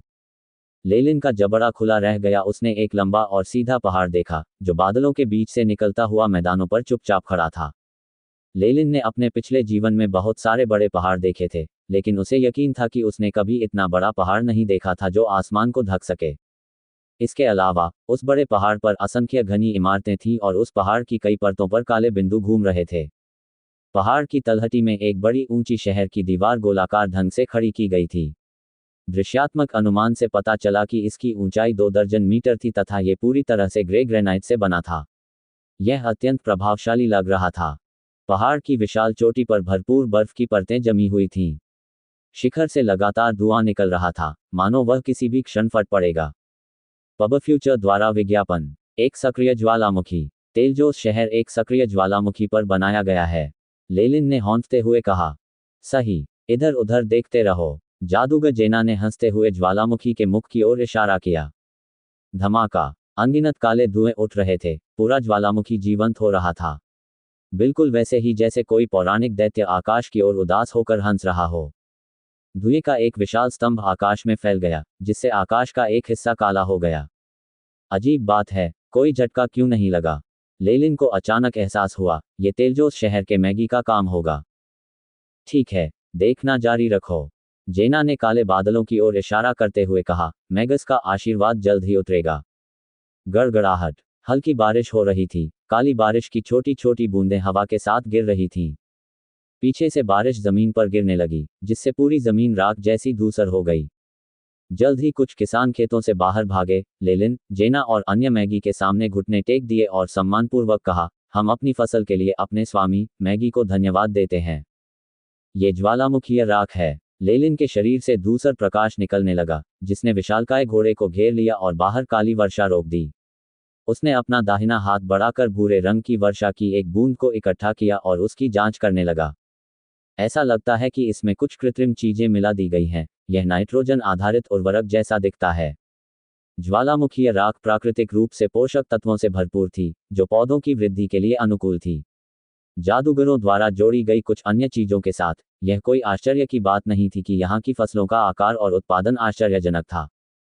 यह सही है, मैगी टेलजोस ज्वालामुखी के विस्फोट को नियंत्रित करते हैं। वे ज्वालामुखीय राख को पूरे मैदानी इलाकों में ले जाते हैं और समान रूप से वितरित करते हैं तथा भूमि को उपजाऊ बनाते हैं। जहां तक भूतापीय ऊर्जा जैसे संसाधनों का सवाल है, मैगी उन्हें एकत्रित करेंगे और उन्हें टेलजोस शहर के लिए ऊर्जा के स्रोत में परिवर्तित करेंगे। इसलिए टेलजोस सिटी के लिए वैकल्पिक नाम जो मुझे और भी अधिक पसंद है, नाइटलेस सिटी। जेना ने समझाया। Code dot dot dot dot dot. ये तकनीक सचमुच अद्भुत है, लेलिन ने बड़बड़ाया। तेलजोस ज्वालामुखी, लेलिन द्वारा अपने पुनर्जन्म से पहले देखे गए सबसे बड़े ज्वालामुखी की तुलना में बहुत अधिक व्यापक था। इतने बड़े सक्रिय ज्वालामुखी को नियंत्रित करने के लिए उन्हें निरंतर रखरखाव और जादुई मंत्र संरचनाओं की आवश्यकता थी, जो लेलिन की सोच से परे था। इसके अलावा ज्वालामुखी को ऊर्जा स्रोत और रहने के स्थान के रूप में सीधे नियंत्रित करना। इस तरह के डिजाइन और साहस ने लेलिन को इन मैगी के प्रति प्रशंसा की भावना दी। लेकिन कृपया मेरी बात को माफ करें, मैं एक बार पूर्वी क्षेत्र की यात्रा कर चुका हूं। वहां के जादूगर सामान्य लोगों के बारे में कुछ नहीं सोचते। लेलिन ने उचित रूप से अपनी जिज्ञासा व्यक्त की। हाँ, जादूगर बौद्धिक लोगों का एक समूह है। उन्होंने ऐसा इसलिए किया क्योंकि यह उनके फायदे के लिए था। जेना ने अपना सिर हिलाया। जिस तरह से हम इसे देखते हैं, जीवित सामान्य लोग भी एक प्रकार के संसाधन हैं। इसके अलावा, जब तक पर्याप्त लोग हैं, वे हर समय हमारी सेवा कर सकते हैं, संसाधन जुटा सकते हैं, और इसके अलावा हमारे बीज बो सकते हैं और उत्कृष्ट गुणवत्ता वाले अनुचर पैदा कर सकते हैं, नए रक्त को बढ़ा सकते हैं। इसलिए हमारे हल्के मागी क्षेत्र के मध्य में न केवल ऐसे मागी थे जो ठोसकरण के सहज मंत्रों में विशेषज्ञ थे, जिनका उपयोग सभी प्रकार की प्राकृतिक आपदाओं को रोकने में मदद के लिए किया जाता था, बल्कि यहाँ तक कि खेती की भूमि और फसल की पैदावार बढ़ाने के लिए एक पूर्णकालिक मागुस भी थे। ये वास्तव में है। लेलिन के चेहरे पर हैरानी के भाव थे, जबकि उसने चुपके से राहत की सांस ली। यद्यपि जेना शुद्ध और सीधी लगती थी, फिर भी वह स्वयं को सामान्य मनुष्यों से श्रेष्ठ समझती थी, ठीक वैसे ही जैसे डार्क मैगी सोचती थी। उनमें एकमात्र अंतर उनकी प्रणाली में था। भेड़ों के झुंड की तरह डार्क मैगी अधिक असभ्य तरीके से काम करते थे और अनियमित अंतराल पर फसल काटते थे। इसकी तुलना में लाइट मैगी ने सूक्ष्म प्रबंधन शैली अपनाई तथा प्रत्येक भेड़ का विशेष ध्यान रखा। लेकिन उन दोनों का उद्देश्य एक ही था, सामान्य मनुष्यों से आवश्यक सामग्री प्राप्त करना। इस प्रक्रिया के आधार पर लेलिन को लगा कि लाइट मैगी क्षेत्र में रहने वाले सामान्य मनुष्यों का जीवन पूलफील्ड किंगडम में रहने वालों की तुलना में अधिक आरामदायक था। हालांकि लेलिन सामान्य मनुष्यों द्वारा सामना की जाने वाली कठिनाइयों पर विलाप कर सकता था। इसका मतलब यह नहीं था कि वह मैगी की शक्ति और अधिकार को कम करने के बारे में सोचता था। सभी मनुष्यों के बीच समानता प्राप्त करने के आदर्श की वकालत करना मूर्खता थी। मैगस दुनिया के रहस्यों और ताकत का उल्लेख न करते हुए, यहाँ तक कि लेलिन खुद भी केवल एक सत्य में विश्वास करता था कि किसी की स्थिति उसके कार्य के तरीके को निर्धारित करेगी। लेलिन स्वयं एक मैगस थे और सभी मैगी के विशेषाधिकारों और राजनीतिक शक्ति का पूर्ण समर्थन करते थे। जिन लोगों को सत्ता में मागी को उखाड़ फेंकने का भ्रम था, उन्हें तुरंत मार दिया जाएगा। सामाजिक पिरामिड में उच्चतर स्तर के भाग के रूप में उस सामाजिक वर्ग के अधिकारों और विशेषाधिकारों की सचेत रूप से रक्षा करना स्वाभाविक था। स्वाभाविक रूप से ऐसे अजीब लोग भी थे जिन्होंने अपने साथियों के हितों के साथ विश्वासघात किया और अंततः उन्हें अपने साथियों द्वारा ही त्याग दिया गया। लेलिन ने निष्कर्ष निकाला कि जब तक मैगी के सत्ता से बाहर होने के कोई संकेत नहीं मिलते, वह निश्चित रूप से अपने साथियों के साथ विश्वासघात नहीं करेगा। बहुत आश्चर्य की बात है ना? जेना हंसी। ऐसा लगता है कि आप हमेशा अंधेरे मैगी क्षेत्र में घूमते रहे हैं। लेकिन एक बार जब आप नाइटलेस सिटी में पहुंच गए, तो आपको वहां के माहौल के अनुसार ढलना सीखना होगा और नए नियमों के अनुसार खुद को ढालना होगा। जेना के शब्दों से ये पता चला कि उसे लेलिन की असली पहचान पता चल गई है। लेकिन लेलिन ने केवल अपनी भौं उठाई और उसे इसकी जरा भी परवाह नहीं थी।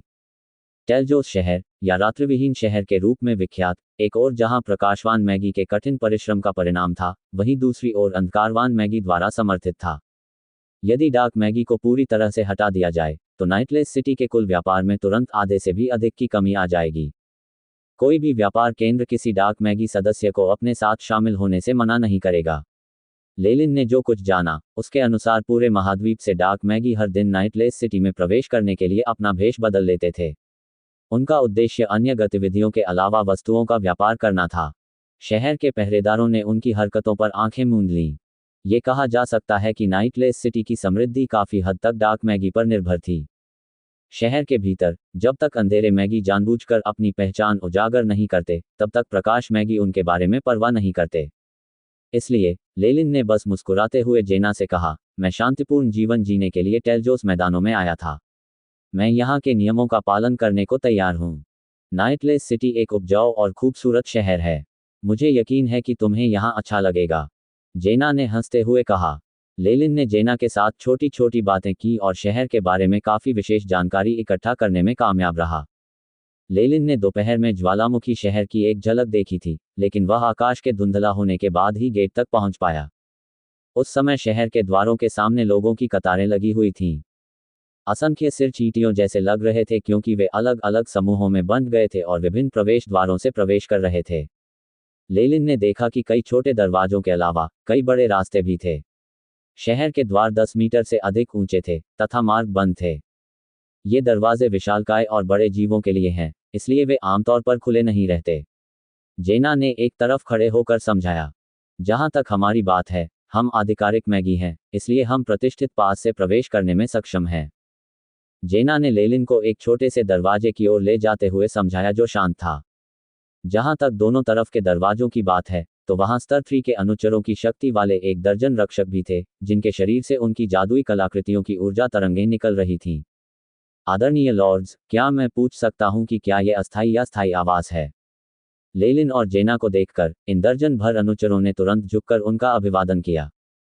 लेलिन ने देखा कि उनके हाथों में एक गोलाकार वस्तु थी, जो जादुई मंत्र की चमक उत्सर्जित कर रही थी। सतह पर मौजूद रूनों को देखकर ऐसा लगता है कि यह ऊर्जा तरंगों का पता लगाने के लिए रूनों का निर्माण है। जेना ने तुरंत अपना दाहिना हाथ उठाया और अपनी उंगली में एक सफेद अंगूठी दिखाई। प्राचीन अंगूठी चांदी की बनी थी, जिसकी सतह पर विस्तृत अभिलेख अंकित थे, जिनसे लगातार प्रकाश के छोटे छोटे टुकड़े निकलते रहते थे। तो यह एक ऐसा भगवान है जिसका एक स्थायी निवास है। कृपया दर्ज करें। अनुचरों ने आदरपूर्वक रास्ता बनाया। मैं पहली बार यहाँ आया हूँ। क्या मुझे कोई प्रक्रिया का पालन करना होगा? लेलिन ने पहले वाले अनुचर से पूछा। हाँ, पहली बार प्रवेश करने वाले जादूगरों के लिए हमारे पास एक सरल प्रक्रिया है। आप 200 जादुई क्रिस्टल का भुगतान कर स्थायी निवास प्राप्त कर सकते हैं, या 10 जादुई क्रिस्टल खर्च कर 1 महीने के लिए नाइटलेस सिटी में रह सकते हैं। मेरे लिए एक स्थायी निवास का प्रबंध करो। लेलिन ने तुरंत 2 उच्च श्रेणी के जादुई क्रिस्टल बाहर फेंक दिए। बिल्कुल, कृपया कुछ देर इंतजार करें। अनुचर ने तुरंत चर्मपत्र का एक टुकड़ा निकाला और उस पर कुछ लिख दिया। क्या मैं आपका नाम जान सकता हूँ? लेलिन फारलिया। ये प्रकाश मैगी का क्षेत्र था और लिलीटेल परिवार का प्रभाव इस क्षेत्र तक नहीं फैला था। लेलिन ने अपना असली नाम इस्तेमाल करने का फैसला किया। यह आपका टोकन है, कृपया इसे अच्छी तरह से रखें। पूरी प्रक्रिया आश्चर्यजनक रूप से सरल थी। अनुचर ने केवल लेलिन का नाम पूछा, उसे नोट कर लिया और फिर उसे एक चांदी की अंगूठी दे दी। ये एक टोकन है जिसकी आपको शहर में प्रवेश करने के लिए आवश्यकता होगी। कृपया इसे सुरक्षित रखें। इसके अलावा कृपया रात 12 बजे के बाद सड़कों पर न रहें। यदि नहीं, तो पुलिस आपको गिरफ्तार कर लेगी। जब वह झुककर प्रणाम कर रहा था तो अनुचर ने उसे याद दिलाया। लेलिन ने जेना के साथ जाने से पहले, जो किनारे पर इंतजार कर रही थी, समझ में सिर हिलाया। जेना, मैं तुम्हारा इंतजार कर रहा था। लेलिन एक ऐसे रास्ते से गुजरा जो लगभग 5 या 6 मीटर गहरा था, और इससे पहले कि वह शहर के चारों ओर देख पाता, उसने एक कर्कश आवाज सुनी। एक मोटा गोरा आदमी जो कुछ देर से दरवाजे पर खड़ा था, चिंतित भाव के साथ तुरंत आगे बढ़ा। चाचा मनला, जेना ने एक कोमल भाव प्रकट किया और तुरंत उस बड़े आदमी को गले लगा लिया। जेना, तुम्हें याद किया? हाँ हाँ, मैं भी। वह मोटा आदमी मुस्कुराया और उसके बगल में लेलिन को देखा। इस आदमी से खून की बदबू आ रही है, ऐसा लगता है कि ये पूर्वी दलदल से आया है। लेलिन के शरीर से आ रही जानलेवा आभा और खून की तेज गंध ने तुरंत उस आदमी को लेलिन के प्रति सतर्क कर दिया। वह लेलिन और जेना के बीच खड़ा हो गया। ये है। वह मोटा आदमी उसे घूर रहा था, मानो उसके गलत बोलते ही वह हमला करने को तैयार हो। ये लेलिन है, जिससे मेरी मुलाकात रास्ते में हुई थी। जेना मनला की बांह पर लटकी रही। वह एक भटकता हुआ जादूगर है जो नाइटलेस सिटी में रहने की योजना बना रहा है। वास्तव में, ये एक ऐसा शहर है जो शांति और सद्भाव का समर्थन करता है, इसलिए मुझे आशा है कि आप यहाँ अपने प्रवास का आनंद लेंगे। यहाँ शहर का पूरा नक्शा है। उस मोटे आदमी ने उसे एक दयालु मुस्कान दी और नक्शा लेलिन को दे दिया। ये बहुत स्पष्ट था कि वह नहीं चाहते थे कि लेलिन जेना के साथ यात्रा करे। बहुत बहुत धन्यवाद, लेलिन ने चमकते हुए मुस्कुराया। वह समझ सकता था कि वह आदमी कहाँ से आ रहा था। यदि वह माता पिता होते और अपने बच्चे को किसी संदिग्ध व्यक्ति के साथ घुलते मिलते देखते, तो उनकी भी यही प्रतिक्रिया होती। आपके साथ यात्रा करना बहुत मज़ेदार था।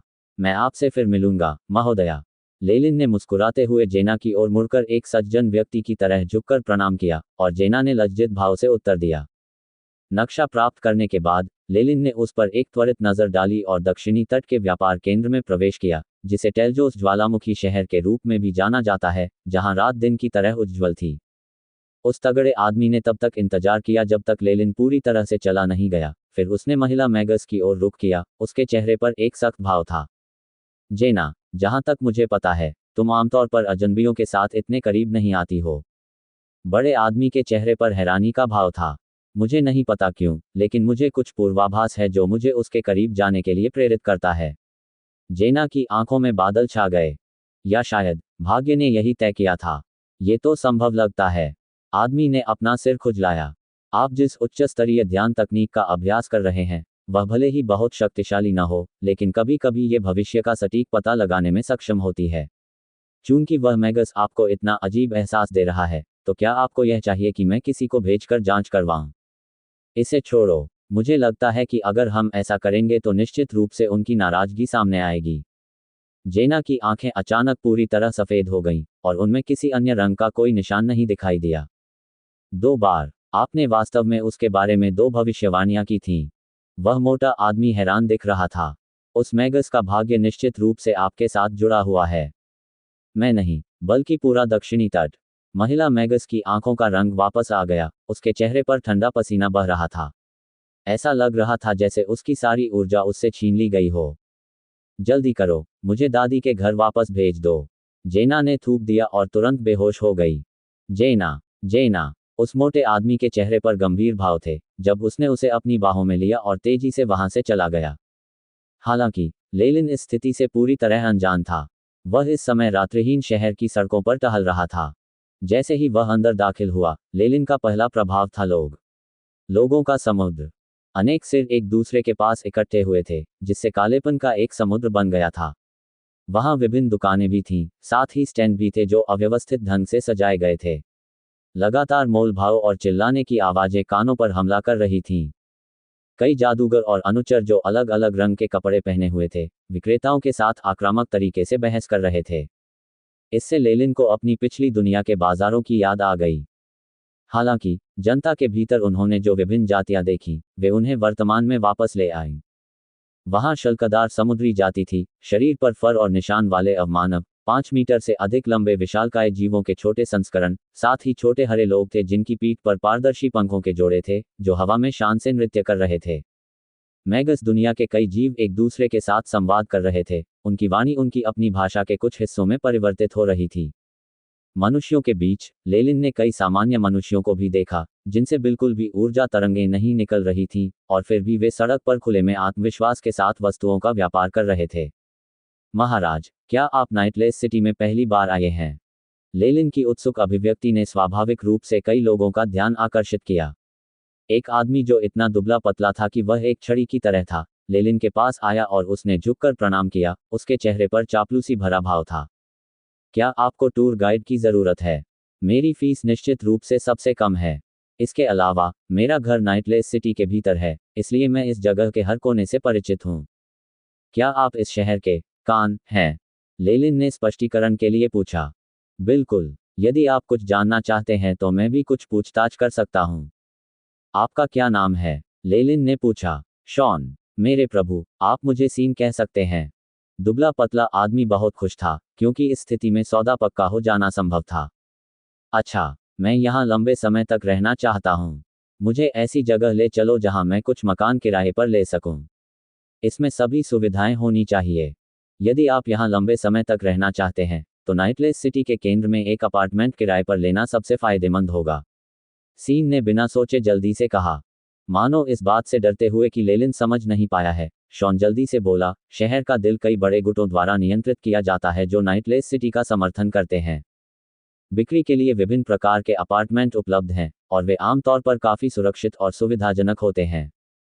बहुत अच्छा, चलो वहाँ चलते हैं। लेलिन ने अपना सिर हिलाया, और शॉन प्रसन्न भाव से जल्दी से आगे बढ़ गया। लोगों की भीड़ के बीच से लगभग आधे घंटे तक चलने के बाद सीन लेलिन को एक छोटे से दरवाजे के पास ले आया।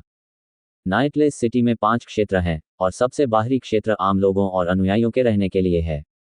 इसका संगठन अत्यंत अव्यवस्थित है, और जब तक किसी के पास टोकन है, वह अपनी इच्छानुसार शहर में प्रवेश कर सकता है और बाहर जा सकता है। दूसरा क्षेत्र उन लोगों के लिए आरक्षित है जिन्होंने यहाँ स्थायी रूप से रहने के लिए कागजी कार्रवाई पूरी कर ली है। बेशक, आधिकारिक मैगी को भी यहाँ रहने की अनुमति है। सीन लेलिन को दरवाजे के सामने कतार में ले आया और आगे की जानकारी दी। जहाँ तक तीसरे और चौथे क्षेत्र का सवाल है, वे आधिकारिक मैगी के निवास हैं। इस क्षेत्र में आधिकारिक मैगी के लिए विशेष रूप से एक व्यापार क्षेत्र भी बनाया गया है। अंत में, हमारे पास 5वां क्षेत्र है, जहां विभिन्न शक्तियों ने अपनी शाखाएं स्थापित की हैं। आमतौर पर, वे जनता के लिए खुले नहीं होते हैं और यदि आप सदस्य नहीं हैं, तो आपको प्रवेश की अनुमति नहीं है। सीन ने लेलिन को स्पष्ट स्पष्टीकरण दिया। कतार तेजी से आगे बढ़ी और कुछ ही मिनटों में लेलिन की बारी आ गई। लेलिन ने वह अंगूठी निकाली जो उसने हाल ही में खरीदी थी, और उसे गार्ड को दिखाया, जिसने सम्मानपूर्वक उसे जाने देने के लिए एक तरफ कदम बढ़ा दिया। दूसरा जोन पहले जोन की तुलना में काफी बड़ा था और दुकानें पहले जोन के विपरीत व्यवस्थित तरीके से व्यवस्थित थीं। धप धप, उसके चमड़े के जूते संगमरमर के फर्श पर उतरते ही धड़धड़ाने लगे। सीन के मार्गदर्शन में लेलिन दूसरे क्षेत्र के केंद्र में पहुंच गया। जिसे सांप्रदायिक केंद्र के रूप में जाना जाता था वह दूसरे क्षेत्र के मध्य में स्थित था। ये एक विशालकाय इमारत थी, जो बाहरी रूप से ऐसी दिखती थी जैसे किसी व्यक्ति की उल्टी हथेली जमीन पर दबाई गई हो। उनमें से प्रत्येक उंगली एक विस्तृत प्रवेश द्वार थी। जादूगरों ने लंबी कतारें बना ली थीं, वे लगातार प्रवेश द्वारों से गुजरते हुए चींटियों की तरह दिख रहे थे। यही वह जगह है जहां नाइटलेस सिटी के आंतरिक मामले संचालित होते हैं। इनमें आवास का किराया लेना, स्टोर लाइसेंस के लिए आवेदन करना, मिशन जारी करना आदि शामिल हैं। सीन ने लेलिन को तर्जनी अंगुली के सहारे गलियारे में लाया। ये दूसरा मार्ग है जो विशेष रूप से उन मागी लोगों के लिए बनाया गया है जो किराए पर आवास लेना चाहते हैं। बेशक, हम संपत्ति एजेंट भी उपलब्ध कराते हैं, हालांकि कीमत अधिक होगी और किराया सर्वोत्तम गुणवत्ता का नहीं हो सकता है। सर, क्या आप किराए पर रहने की जगह लेना चाहेंगे? ओल्ड हॉप के स्थान पर आओ। हमारी सुविधाएं पूरी हैं, और यहाँ सांप और लोमड़ी लड़कियां भी हैं जो आपकी सेवा करेगी। नहीं, हमारे पक्ष में आओ। हमारे यहाँ कीमतें सबसे उचित हैं, और हम आपको 10 नियमित मानव सेवक भी उपहार में देने को तैयार हैं। जैसे ही लेलिन अंदर दाखिल हुआ, उसने कई एजेंटों का ध्यान अपनी ओर आकर्षित कर लिया, जो उसे हड़पने के लिए तैयार दिख रहे थे। वह मेरा ग्राहक है, रास्ते से अलग हटें। कदम। सीन ने लेलिन को पास के एक गलियारे में ले गया, और उसकी ओर बढ़ रहे अति उत्साही हाथों को दूर धकेल दिया। गलियारे के अंदर एक सर्पिल सीढ़ी थी। जब वे दूसरे स्तर पर पहुंचे, तो लेलिन को अचानक एहसास हुआ कि उसके आसपास का वातावरण कितना शांत था। जैसे ही वे हॉल नंबर 762 इंचेस लिखे दरवाजे के फ्रेम से गुजरे, लेलिन ने एक बड़ा गुंबददार हॉल देखा। छत पर एक विशाल क्रिस्टल का झूमर लगा था, जिसमें से प्रकाश की बहुरंगी किरणें परावर्तित होकर जमीन पर एक काल्पनिक छवि बना रही थीं। गुंबदाकार हॉल के किनारे कई काउंटर थे और लोगों के प्रतीक्षा करने के लिए कुछ सीटें थीं। कुछ जादूगर पहले से ही बैठे हुए थे, उनकी आंखें चमक रही थीं मानो वे सोने वाले हों। दाहिनी दीवार पर भी एक काली स्क्रीन थी। उस पर लाल रंग से शब्द लिखे थे जो लगातार ताज़ा हो रहे थे। Apartment number 332, west hall street west, छोटा आकार, लागत 6700, जादुई क्रिस्टल। फ्लेमिंगो स्ट्रीट पर मध्यम आकार का अपार्टमेंट नंबर 893, इसकी कीमत 85,000 जादुई क्रिस्टल है। ये सभी आवाज़ सेकंड हैंड हैं। यहाँ कीमतें काफ़ी सस्ती हैं और कई लोग यहाँ इंतजार करते हैं, इस उम्मीद में कि शायद उन्हें अच्छी कीमत मिल जाए। लेलिन के चेहरे पर दिलचस्पी देखकर उसने स्पष्टीकरण देना शुरू किया। लेलिन अवाक रह गया। उसके मन में अचानक पिछले जन्म की एक रियल एस्टेट एजेंसी का विचार आया। यदि आप कोई अपार्टमेंट किराए पर लेना चाहते हैं तो आप काउंटर 1 से 15 पर जा सकते हैं। क्या आप चाहेंगे कि मैं आपकी ओर से कतार में लग जाऊं? ठीक है, लेलिन ने सिर हिलाया। यद्यपि उसके पास पर्याप्त धनराशि थी, फिर भी वह इतनी जल्दी एक अपार्टमेंट पर पैसा खर्च करने के लिए तैयार नहीं था, क्योंकि उसे अभी तक नाइटलेस सिटी की स्थिति का अंदाजा नहीं था। इन हास्यास्पद रूप से ऊंचे मूल्यों को देखकर लेलिन को अकादमी के उन अनुयायियों की याद आई जो जादुई क्रिस्टल के लिए इतने बेताब थे कि वे चाहते थे कि जादुई क्रिस्टल का मूल्य उसके वास्तविक मूल्य से दोगुना हो। इस छवि को देखकर उन्हें एक ही समय में रोने और हंसने का मन हुआ। हॉल में कई काउंटर थे। जब शॉन कतार में शामिल होने के लिए चला गया तो लेलिन ने अपने लिए एक सीट ढूंढी और मेज पर रखी पत्रिकाओं में से एक को पलटने लगा। रोज सेंचुरी और फ्रेश ब्लड व्हाइट बोन्स वर्तमान में संघर्ष में हैं। वे फिलहाल मार्गरेट सिटी में एकत्र हैं और हताहतों की संख्या अज्ञात है। ऐसा बताया गया है कि जादूगरों ने पूर्वी समुद्र में सुनामी का कारण बनने वाले अपराधी को ढूंढ लिया है, एक प्राचीन वेल। वर्तमान में एन्या आइवरी रिंग टॉवर प्रत्युपायों पर चर्चा करने के लिए एक आपातकालीन बैठक आयोजित कर रहा है। मैं बड़ी मात्रा में शुद्ध रत्न खरीदना चाहता हूँ। अपनी कीमत बताओ। पत्रिका में बहुत सारी खबरें थीं, हालांकि वे पुरानी लग रही थीं। इसके अलावा अधिकांश सामग्री विज्ञापन, प्रायोजन आदि पर थी। सर, अब आपकी बारी है। सीन की आवाज दूर तक फैल गई। लेलिन ने मैगजीन नीचे रख दी और 13 काउंटर की ओर चला गया जहां शॉन खड़ा था। स्वागत, क्या मेरे द्वारा आपकी कोई सहायता हो सकती है? काउंटर के पीछे एक आकर्षक लड़की खड़ी थी जिसके चेहरे पर पेशेवर मुस्कान थी और उसने कुछ ऐसा पहना हुआ था जो फीते जैसा था। वह काफी युवा लग रही थी और लेलिन ने अनुमान लगाया कि वह अधिक से अधिक 18 या 19 वर्ष की होगी। लेलिन की नज़र काउंटर के पीछे गई, जहां उसने युवती की सुडौल पीठ के पीछे सफेद गेंद की झलक देखी। सभी आधे जानवरों में से कोई ऐसा है जो आधा खरगोश है। लेलिन मन ही मन मुस्कुराया। उसे उम्मीद नहीं थी कि केंद्र वास्तव में एक खरगोश युवती को काम पर रखेगा। मैं एक घर किराए पर लेना चाहता हूँ। सुविधाएं पूर्ण होनी चाहिए और यह सबसे अच्छा होगा यदि इसमें एक प्रयोगशाला भी शामिल हो और रक्षात्मक मंत्र निर्माण कम से कम इस मानक का होना चाहिए। लेलिन ने अपनी आवश्यकताएं बताईं। कृपया एक पल के लिए प्रतीक्षा करें। खरगोश युवती ने अपने सामने रखे चर्मपत्रों के ढेर को तेजी से पलटा, समय समय पर अपनी आंखें बंद कर ली और धातु के आधार वाली क्रिस्टल बॉल को सहलाया, जैसे वह किसी से बातचीत कर रही हो। हमारे पास आपकी आवश्यकताओं के अनुरूप कई घर हैं, लेकिन नाइटलेस सिटी में आवास किराए पर लेने के लिए हमें आपसे प्रमाण दिखाने की आवश्यकता है। आह, मेरे नाथ, मैं दिल से क्षमा चाहता हूँ। लेलिन द्वारा बताई गई चांदी की अंगूठी को देखने के बाद खरगोश युवती की पहले की अनुपस्थित चित्त अभिव्यक्ति पूरी तरह से बदल गई। वह खड़ी होकर झुकी, जिससे उसका आकर्षक शरीर और मजबूत जांघें दिखाई देने लगी और कभी कभी उसकी पीठ के पीछे खरगोश की पूंछ भी दिखाई देने लगी। इससे किसी को आगे बढ़कर उसे पकड़ लेने की प्रेरणा मिलती थी। तो यह एक आधिकारिक मैगी था। कृपया बेजिस के अशिष्ट व्यवहार को क्षमा करें। यह ठीक है, मुझे घरों के बारे में बताओ। लेलिन ने अपना दाहिना हाथ वापस खींच लिया। ऐसे उच्च सम्मान वाले आधिकारिक मैगस के लिए हम दृढ़ता से तीसरे जोन या उससे ऊपर के अपार्टमेंट की अनुशंसा करते हैं। आपकी आवश्यकताओं को पूरा करने वाले कुल 13 खाली घर हैं। बोलते समय वह नीले क्रिस्टल बॉल की सतह को रगड़ती रही। लेलिन के सामने इंद्रधनुषी रंग की रोशनियां एकत्रित हो गईं और बहुरंगी धारियों ने कई त्रिआयामी आकृतियां बना दी। देखने में तो ये नाइटलेस सिटी का नक्शा था, जिस पर 13 चमकीले धब्बे थे। इस पर अपार्टमेंट के बारे में सारी जानकारी है और इसमें ऐसे आंकड़े भी हैं जो आपको आवास की संरचना को देखने की अनुमति देते हैं। लेलिन ने सरसरी निगाह डाली। सभी अपार्टमेंट दूसरे जोन या उससे ऊपर के क्षेत्र में थे और भूमि का कुल क्षेत्रफल काफी बड़ा था। वे कम से कम मध्यम आकार के विला थे जिनमें उद्यान और अन्य मनोरंजन सुविधाएं शामिल थीं। नाइटलेस सिटी एक पहाड़ पर बनाया गया था और जितना ऊपर कोई जाता था उतना ही हर इंच मूल्यवान होता जाता था। इस तरह के स्थान पर जादूगरों को जो विशेषाधिकार और असाधारण जीवनशैली प्राप्त थी वह उस भूमि क्षेत्र से स्पष्ट थी जिस तक उनकी पहुंच थी। लेलिन ने अपना हाथ उठाया और उस विला पर दबाव डाला जिसमें उसकी रुचि थी। डिंग एस्टरिस्क सफेद रोशनी की चमक से मॉडल बड़ा हो गया और उसके सामने एक त्रि-आयामी आकृति प्रदर्शित हो गई। मध्यम आकार के विला का स्थान nightless city zone 3, large well street number 56। इसमें एक प्रयोगशाला, एक रक्षात्मक मंत्र निर्माण, एक नकारात्मक ऊर्जा प्रतिक्रिया पूल शामिल है। 3D आकृति के अलावा एक सफेद फ्रेम भी था जो विला के बारे में अधिक जानकारी प्रदर्शित करता था। यद्यपि ये तकनीक जादू पर आधारित है, फिर भी ये मेरे पिछले जीवन से बहुत मिलती जुलती है। लेलिन ने अचानक आह भरी। जबकि दोनों दुनियाओं की नींव बहुत अलग थी, एक विज्ञान थी और दूसरी जादू, इसने किसी तरह लेलिन को थोड़ा उदासीन महसूस कराया। मैं इसे ले लूंगा। किराया कितना है? लेलिन ने एक मॉडल की ओर इशारा करते हुए खरगोश युवती से पूछा। सर, इस विला का किराया 1000 जादुई क्रिस्टल प्रति माह है।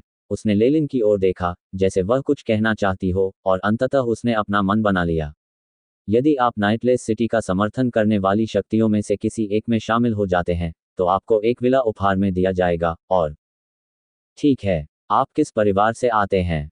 लेलिन को अच्छी तरह पता था कि ये कर्मचारी नाइटलेस सिटी के पीछे की शक्तियों का हिस्सा थे, और प्रतिभाओं को आकर्षित करना स्वाभाविक रूप से उनका काम था। यदि वे सफल होते तो उन्हें अपने काम के लिए आकर्षक पुरस्कार मिलना निश्चित था। मोर्देकन परिवार। मैं मोर्देकेन परिवार से आता हूँ। खरगोश युवती ने अपना कॉलर नीचे किया और अपने कंधे के नीचे हथेली के आकार का एक निशान दिखाया। हथेली का आकार थोड़ा अजीब था। जैसा कि आमतौर पर होता है, 5 उंगलियां होने के स्थान पर वास्तव में 6 उंगलियां थीं। ब्रांड के किनारे थोड़े जले हुए और मुड़े हुए थे।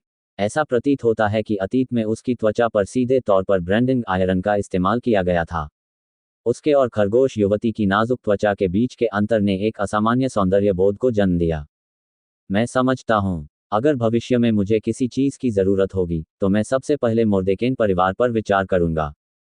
लेलिन के चेहरे पर वही भाव रहे, ऐसा प्रतीत हुआ कि वह उसके प्रयासों से अप्रभावित था।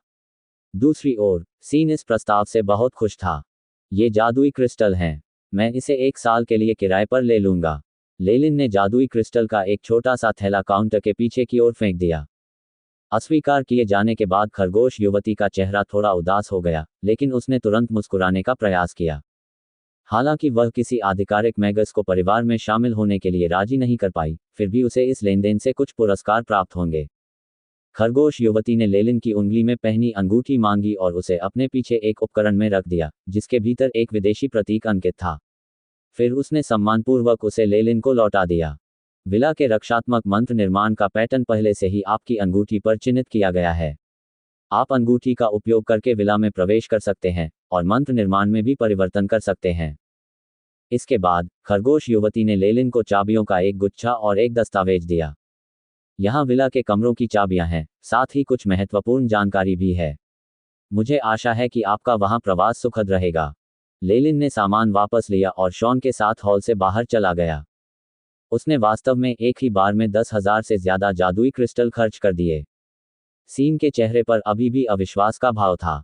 यद्यपि उसने सुना था कि कैसे कुछ जादूगर अकल्पनीय मात्रा में धन खर्च करने में सक्षम थे, फिर भी किसी ऐसे व्यक्ति के साथ वास्तविक संपर्क में होना जिसके पास ऐसा करने के साधन थे, फिर भी एक पूरी तरह से अलग अनुभव था। ऐसे उदार ग्राहक से मिलने के बाद मेरा पुरस्कार निश्चित रूप से कम नहीं होगा। मुझे भी शायद अच्छी खासी टिप मिल जाए। सीन ने अपनी कल्पना को उड़ान देना शुरू कर दिया। मुझे विला में ले आओ और ये तुम्हारे हो जाएंगे। लेलिन मुस्कुराया और कुछ जादुई क्रिस्टल उछाले जो आकर्षक ढंग से चमक रहे थे। बिल्कुल, आपकी इच्छा मेरे लिए हुक्म है। सीन की आंखें चमक उठी और वह तेजी से आगे की ओर दौड़ा। कृपया मेरा पीछा करें। नाइटलेस सिटी में ऐसी एक भी जगह नहीं है जिसके बारे में मैं, सीन, नहीं जानता हूँ। गड़गड़ाहट। एस्टरिस्क एक सफेद कैंटीन से लगातार क्रिस्टल साफ झरने का पानी बह रहा था। सफेद कैंटीन के नीचे एक अर्धनग्न संगमरमर की मूर्ति थी। मूर्ति में एक संतुलित, लंबे बालों वाली युवती को दर्शाया गया था। उसकी आंखों में आलस्य और घबराहट के भाव थे। उसका एक हाथ उसके निचले शरीर पर स्कर्ट को खींच रहा था और दूसरे हाथ से उसने एक सफेद कैंटीन को उल्टा पकड़ रखा था।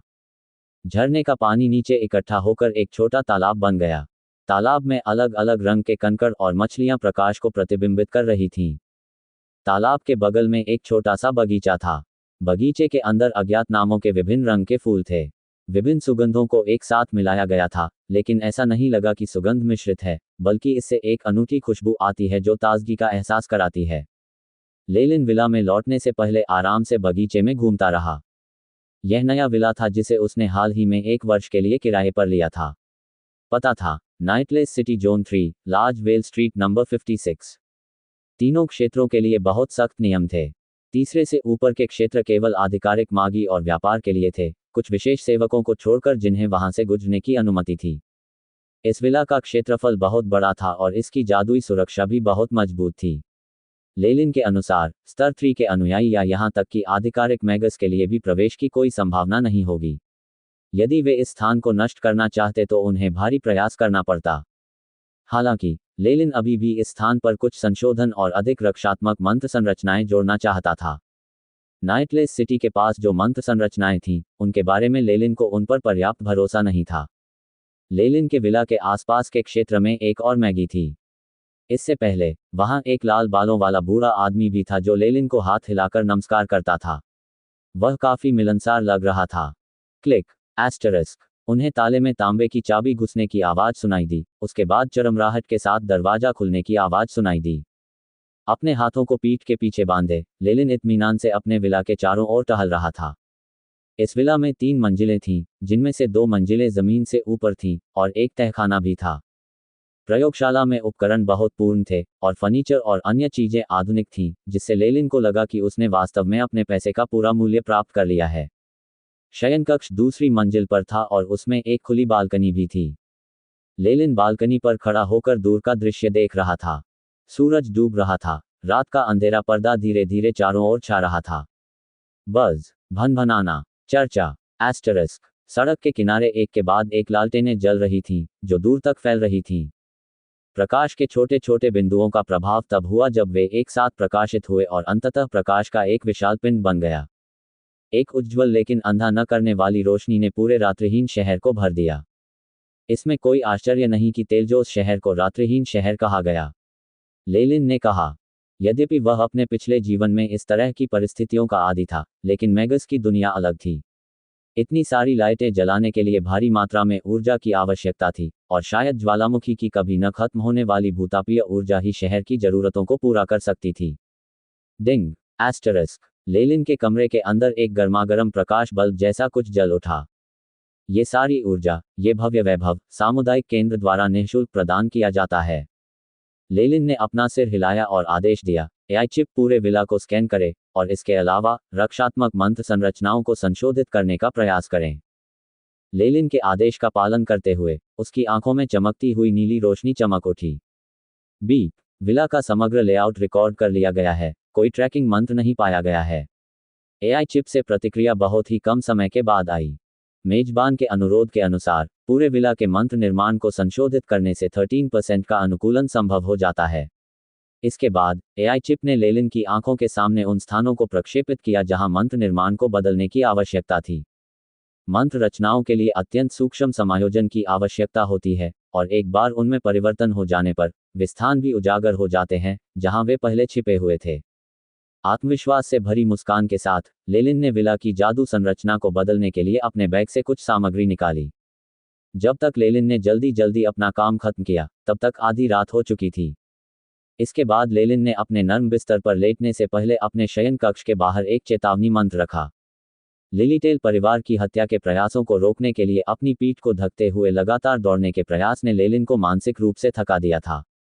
अब जब वह अंततः अपने गंतव्य पर पहुंच गया था, तो लिलीटेल परिवार भी नाइटलेस सिटी के अंदर कुछ नहीं कर सकता था। लेलिन को ऐसा महसूस हुआ जैसे उसके कंधों से एक बड़ा पहाड़ उतर गया हो, जिससे वह पूरी तरह से आराम कर सके। जिसकी बात कर रहा हूं, अकादमी छोड़ने के बाद से मेरे पास केवल ये चीजें ही बची हैं। लेलिन ने पैकेट खोला और उसकी सारी सामग्री बिस्तर पर खाली कर दी।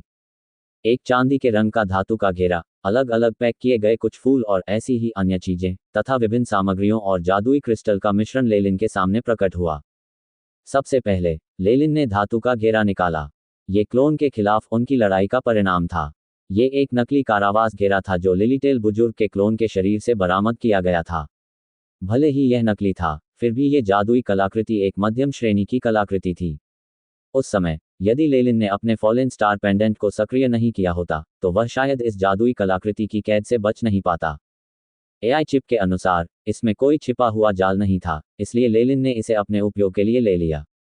वह बाद में इसमें परिवर्तन करने या इसे बेचने की योजना बना रहा था। लेलिन की उन्नति के बाद से एआई चिप को भी भारी उन्नयन प्राप्त हुआ। बहुत सी बातें जो वह तब नहीं समझ पाया था जब वह अनुयायी था, अब उसके सामने स्पष्ट रूप से आ गईं। वह लिलीटेल बुजुर्ग केवल रैंक 1 मैगस के स्तर का था और लेलिन से कुछ भी नहीं छिपा सकता था। इसके अलावा इन सामग्रियों का शीघ्र उपयोग किया जाना आवश्यक है। मैंने इन्हें बहुत लंबे समय तक रखा है और इनके औषधीय गुण कम होते जा रहे हैं। लेलिन ने पौधों और फूलों के कई बचे हुए डंठलों को देखा जो कुछ संरक्षण उपायों के अंतर्गत थे। ये डिलेन गार्डन से उनकी लूट थी। इससे पहले उन्होंने जल्दबाजी में इन्हें काटा था, इसलिए उनका वर्तमान स्वरूप बहुत अच्छा नहीं था। इसके बाद वह भागता रहा, इसलिए उसे संरक्षण और रखरखाव मंत्रों की अधिक परतें जोड़ने के लिए अधिक समय नहीं मिला। इसलिए वे वर्तमान में काफी मुरझाए और सूखे हुए अवस्था में थे। एक काली डायरी चुपचाप एक तरफ पड़ी थी। ये विशालकाय सर्प की पुस्तक थी और अब भी लेलिन को बीच बीच में इसे पलटना पड़ता था। यद्यपि उन्होंने एआई चिप के साथ सब कुछ रिकॉर्ड कर लिया था, फिर भी लेलिन को लगा कि महान मैगस सेरेहोम की विधियां केवल लेखन तक ही सीमित नहीं थीं। इसके अलावा विशालकाय सर्प की पुस्तक बनाने के लिए प्रयुक्त सामग्री अत्यंत विचित्र थी। इसमें संग्रहित की जा सकने वाली जानकारी की मात्रा चिंताजनक थी, जिससे लेलिन को इस पर और अधिक शोध करने की प्रेरणा मिली। जो कुछ बचा था वह था लेलिन की गर्दन पर लटकता हुआ गिरता हुआ सितारा पेंडेंट, साथ ही कुछ जादुई क्रिस्टल और कुछ अन्य विविध वस्तुएं। जो कुछ भी मौजूद था, अगर उसे एक साथ जोड़ दिया जाए तो वह सब लेलिन के पास था। एक रैंक 1 वॉरलॉक जो आगे बढ़ना चाहता है, उसे ध्यान और रक्त रेखाओं में कभी कमी नहीं होनी चाहिए। यदि ऐसा नहीं है तो केवल कड़ी मेहनत के आधार पर यह बहुत कठिन है। इसके लिए संसाधनों की सहायता की आवश्यकता होती है। उच्च कोटि की ध्यान तकनीक के लिए पूरक के रूप में बहुमूल्य संसाधनों की आवश्यकता थी और वे अत्यंत बहुमूल्य थे। इनमें से कुछ तो प्राचीन काल में ही अस्तित्व में थे और अब विलुप्त हो चुके हैं। लेलिन ने अपनी संपत्ति का आकलन किया और महसूस किया कि वह नाइटलेस सिटी में अधिक से अधिक एक आरामदायक जीवन व्यतीत कर सकेगा। यदि वह वर्तमान में उपलब्ध संसाधनों पर निर्भर रहकर रैंक 2 वॉरलॉक में आगे बढ़ने के लिए पर्याप्त संसाधन प्राप्त करने के बारे में सोचता है, तो यह एक पाइप सपने से कोई अंतर नहीं था। अवचेतन रूप से उसने अपने वर्तमान आंकड़ों पर नजर डाली। लेलिन फॉलिया, रैंक 1 वॉरलॉक, रक्तरेखा, विशाल कैमोइन सर्प, शक्ति 7.1, चपलता 6.7, जीवन शक्ति 8.5, आध्यात्मिक बल 28.4, जादुई शक्ति 28, जादुई शक्ति आध्यात्मिक शक्ति के साथ समन्वय में है। मौलिक सार रूपांतरण 1%। स्थिति स्वस्थ हर दिन। लेलिन ने उच्च स्तरीय ध्यान तकनीक में अपनी साधना की उपेक्षा नहीं की। कैमोइन की शिष्या वास्तव में उनके वंश के लिए एक उपयुक्त ध्यान तकनीक थी।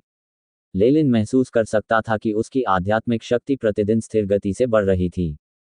जहां तक तत्वसार रूपांतरण की प्रगति का प्रश्न है, वह उतनी संतोषजनक नहीं थी। ध्यान तकनीक के अभिलेखों के अनुसार रूपांतरण की प्रगति जितनी अधिक होती है, उतनी ही कठिन होती है। 50% के अर्ध परिवर्तित तात्विक मैगस और 80% के तात्विक सार रूपांतरण वाले मैगस के चरण विशेष रूप से 2 अड़चनें हैं। मुझे आश्चर्य है कि इस वजह से कितने मैगी को आगे बढ़ने से रोका गया होगा। लेलिन का चेहरा कुछ गंभीर था। अभी मेरी आध्यात्मिक शक्ति को उच्च श्रेणी की ध्यान तकनीक से बढ़ाया जा सकता है और मेरा रक्त वंश अत्यंत शुद्ध है। इन दोनों पहलुओं के लिए अभी आगे कोई योजना बनाने की आवश्यकता नहीं है। इस समय मुझे रोकने वाली एकमात्र चीज है तत्वसार रूपांतरण की प्रगति। उच्च कोटि की ध्यान तकनीक की सफलता प्रायः एक जादूगर को स्वतः ही सफलता की ओर ले जाती है। अभी लेलिन के पास कैमोइन की शिष्य ध्यान तकनीक के 3 स्तर थे, इसलिए उसकी आध्यात्मिक शक्ति में प्रगति बहुत आसान होगी। जहां तक रक्त वंश के पहलू का प्रश्न है, उसने एक प्राचीन प्राणी, विशाल कैमोइन सर्प का शुद्ध रक्त प्राप्त किया था। ये प्राणी अपनी परिपक्व अवस्था में rank 4 Magas morning star Magas के स्तर तक पहुंच सकता है। अभी लेलिन सिर्फ एक रैंक 1 वॉरलॉक था और उसके वंश की सांद्रता के संबंध में ये संभवतः पूर्व यौवन वाले विशालकाय कैमोइन सर्प को पार कर सकता था। हर दिन वह अपने शरीर पर रक्त की ताकत का प्रभाव महसूस कर सकता था। लेलिन के अनुमान के अनुसार वंश प्राप्त करने के बाद से उसका दूसरा संक्रमण चरण जल्द ही निकट आ रहा था। इन 2 पहलुओं से लेलिन बेहद संतुष्ट हो गया।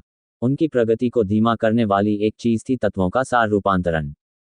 ऐसा प्रतीत होता है कि तात्विक सार रूपांतरण की प्रगति का संबंध मैगस की आत्मा की योग्यता से है। जहां तक लेलिन का प्रश्न है, तो उसकी योग्यता केवल तीसरी श्रेणी की थी, जो कि एक सामान्य मध्यम स्तर की योग्यता थी। आत्मा की योग्यता जितनी अधिक होगी, रूपांतरण स्वाभाविक रूप से उतनी ही तेजी से होगा। लेलिन जैसे लोग समय के साथ धीरे धीरे ही बेहतर हो सकते हैं। हालांकि लेलिन मैगस परिवार की वांछित सूची में था, इसलिए स्वाभाविक रूप से वह इतनी धीमी प्रगति नहीं चाहता था। प्रगति के लिए समय पर निर्भर रहने के अलावा कुछ बहुमूल्य सामग्रियां भी तात्विक सार रूपांतरण की प्रगति को तेज कर सकती हैं। हालांकि लेलिन ने अपने बिस्तर पर पड़ी सामग्री को देखा। विशालकाय सर्प की पुस्तक कभी नहीं बेची जानी चाहिए। इस समय फॉलन स्टार पेंडेंट और हुप ऑफ प्रिजनमेंट मेरे लिए काफी उपयोगी हैं, और ये जादुई कलाकृतियां भी हैं जिनकी मेरे पास कमी है, इसलिए मैं इन्हें भी नहीं बेच सकता। अब केवल यही विकल्प बचा है कि ये पौधे और पहले से एकत्रित जादुई क्रिस्टल ही बचे रहें। लेलिन कुछ हद तक निराश था। इन वस्तुओं के बदले में उसे अधिक से अधिक कुछ संसाधनों की आवश्यकता होगी। उनकी वर्तमान स्थिति जलती हुई लकड़ी की गाड़ी पर एक कप पानी डालने के समान थी। अभी वह डिलेन गार्डन की याद कर रहा था। ये एक गुप्त विमान था जिसे रैंक 4 वॉरलॉक ने पीछे छोड़ दिया था। प्रत्येक वर्ष केवल फसल ही 10 लाख जादुई क्रिस्टल के बराबर थी। इसके साथ लेलिन को रैंक 2 वॉरलॉक तक आगे बढ़ने के लिए आवश्यक संसाधनों के बारे में चिंता करने की जरूरत नहीं होगी। हालांकि ये दुख की बात थी कि डिलन गार्डन महान मैगस सेरेहोम द्वारा छोड़ी गई आत्मा विनाशकारी संरचना द्वारा नष्ट कर दिया गया था। शायद वह नहीं चाहता था कि उसके उत्तराधिकारी को बहुत सारी चीजें मिलें, क्योंकि उसे सुधार की इच्छाशक्ति खोने का डर था। लेलिन ने अनुमान लगाया। जल्दी से सामान को बिस्तर पर रखने के बाद लेलिन ने अपना नियमित ध्यान किया, फिर नींद में सो गया। ये बहुत गहरी नींद थी। जब वह अंततः जागा तो अगले दिन दोपहर हो चुकी थी। लेलिन ने कुछ देर सोचा, एक आरामदायक गाउन पहना और जंगल की ओर चल पड़ा। विला के बीच के रास्ते पर लेलिन ने उस नक्शे का अनुसरण किया जो उसने एक दिन पहले प्राप्त किया था, और नाइटलेस सिटी के चौथे स्तर की ओर चला गया। शुभ दिन हो महोदय। लाल बालों वाला बूढ़ा आदमी, जिससे वह कल मिला था, अपने लॉन की छंटाई कर रहा था। लेलिन को आते देख वह मुस्कुराया और लेलिन का अभिवादन किया। नमस्ते। लेलिन ने महसूस किया कि लाल सिर वाले बूढ़े व्यक्ति के शरीर के भीतर से एक मजबूत आध्यात्मिक शक्ति प्रवाहित हो रही है। ऐसा महसूस नहीं हो रहा था कि यह एक नवोदित जादूगर है, बल्कि ऐसा लग रहा था कि यह एक ऐसा व्यक्ति है जो लंबे समय से पद पर बना हुआ है, तथा जिसने बहुत सारा सार तत्व एकत्रित कर लिया है। इसके अलावा बूढ़े बूढ़े के चारों ओर मंडराते ऊर्जा कणों के निशानों को देखकर एआई चिप ने अनुमान लगाया था कि वह कम से कम एक अर्ध परिवर्तित तात्विक मैगस था। बूढ़े बूढ़े की शक्ति का स्तर लिलीटेल परिवार के उस क्लोन के समान था जो लेलिन का शिकार कर रहा था। मुझे आश्चर्य है, उसकी असली युद्ध क्षमता क्या है। सिद्धांत और अनुसंधान के मामले में प्रकाश मैगी बेहतर थे। लेलिन को उस बूढ़े बूढ़े से काले जादूगर की थोड़ी सी भी समानता का एहसास नहीं हुआ। जाहिर है वह एक हल्का मैगस था।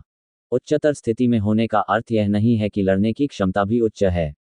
यह इस तथ्य से साबित हुआ कि केवल 1% के तत्व रूपांतरण के बावजूद लेलिन एक अर्ध रूपांतरित तत्व मैगस को बमुश्किल हराने में कामयाब रहा।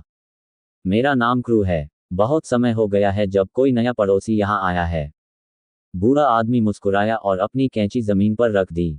ऐसा लग रहा था कि वह लेलिन को देखने के लिए बहुत उत्साहित था। मैं लेलिन हूँ, और मैं अभी नाइटलेस सिटी पहुंचा हूँ। ये एक शांत शहर है और मुझे यहाँ रहना बहुत पसंद है।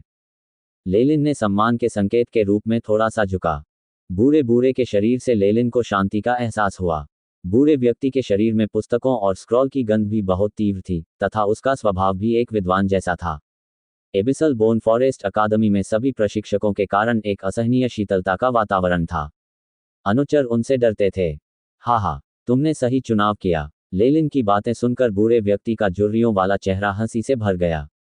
आपकी मंजिल किधर है? बूढ़ा आदमी बगीचे में एक स्टूल पर बैठ गया।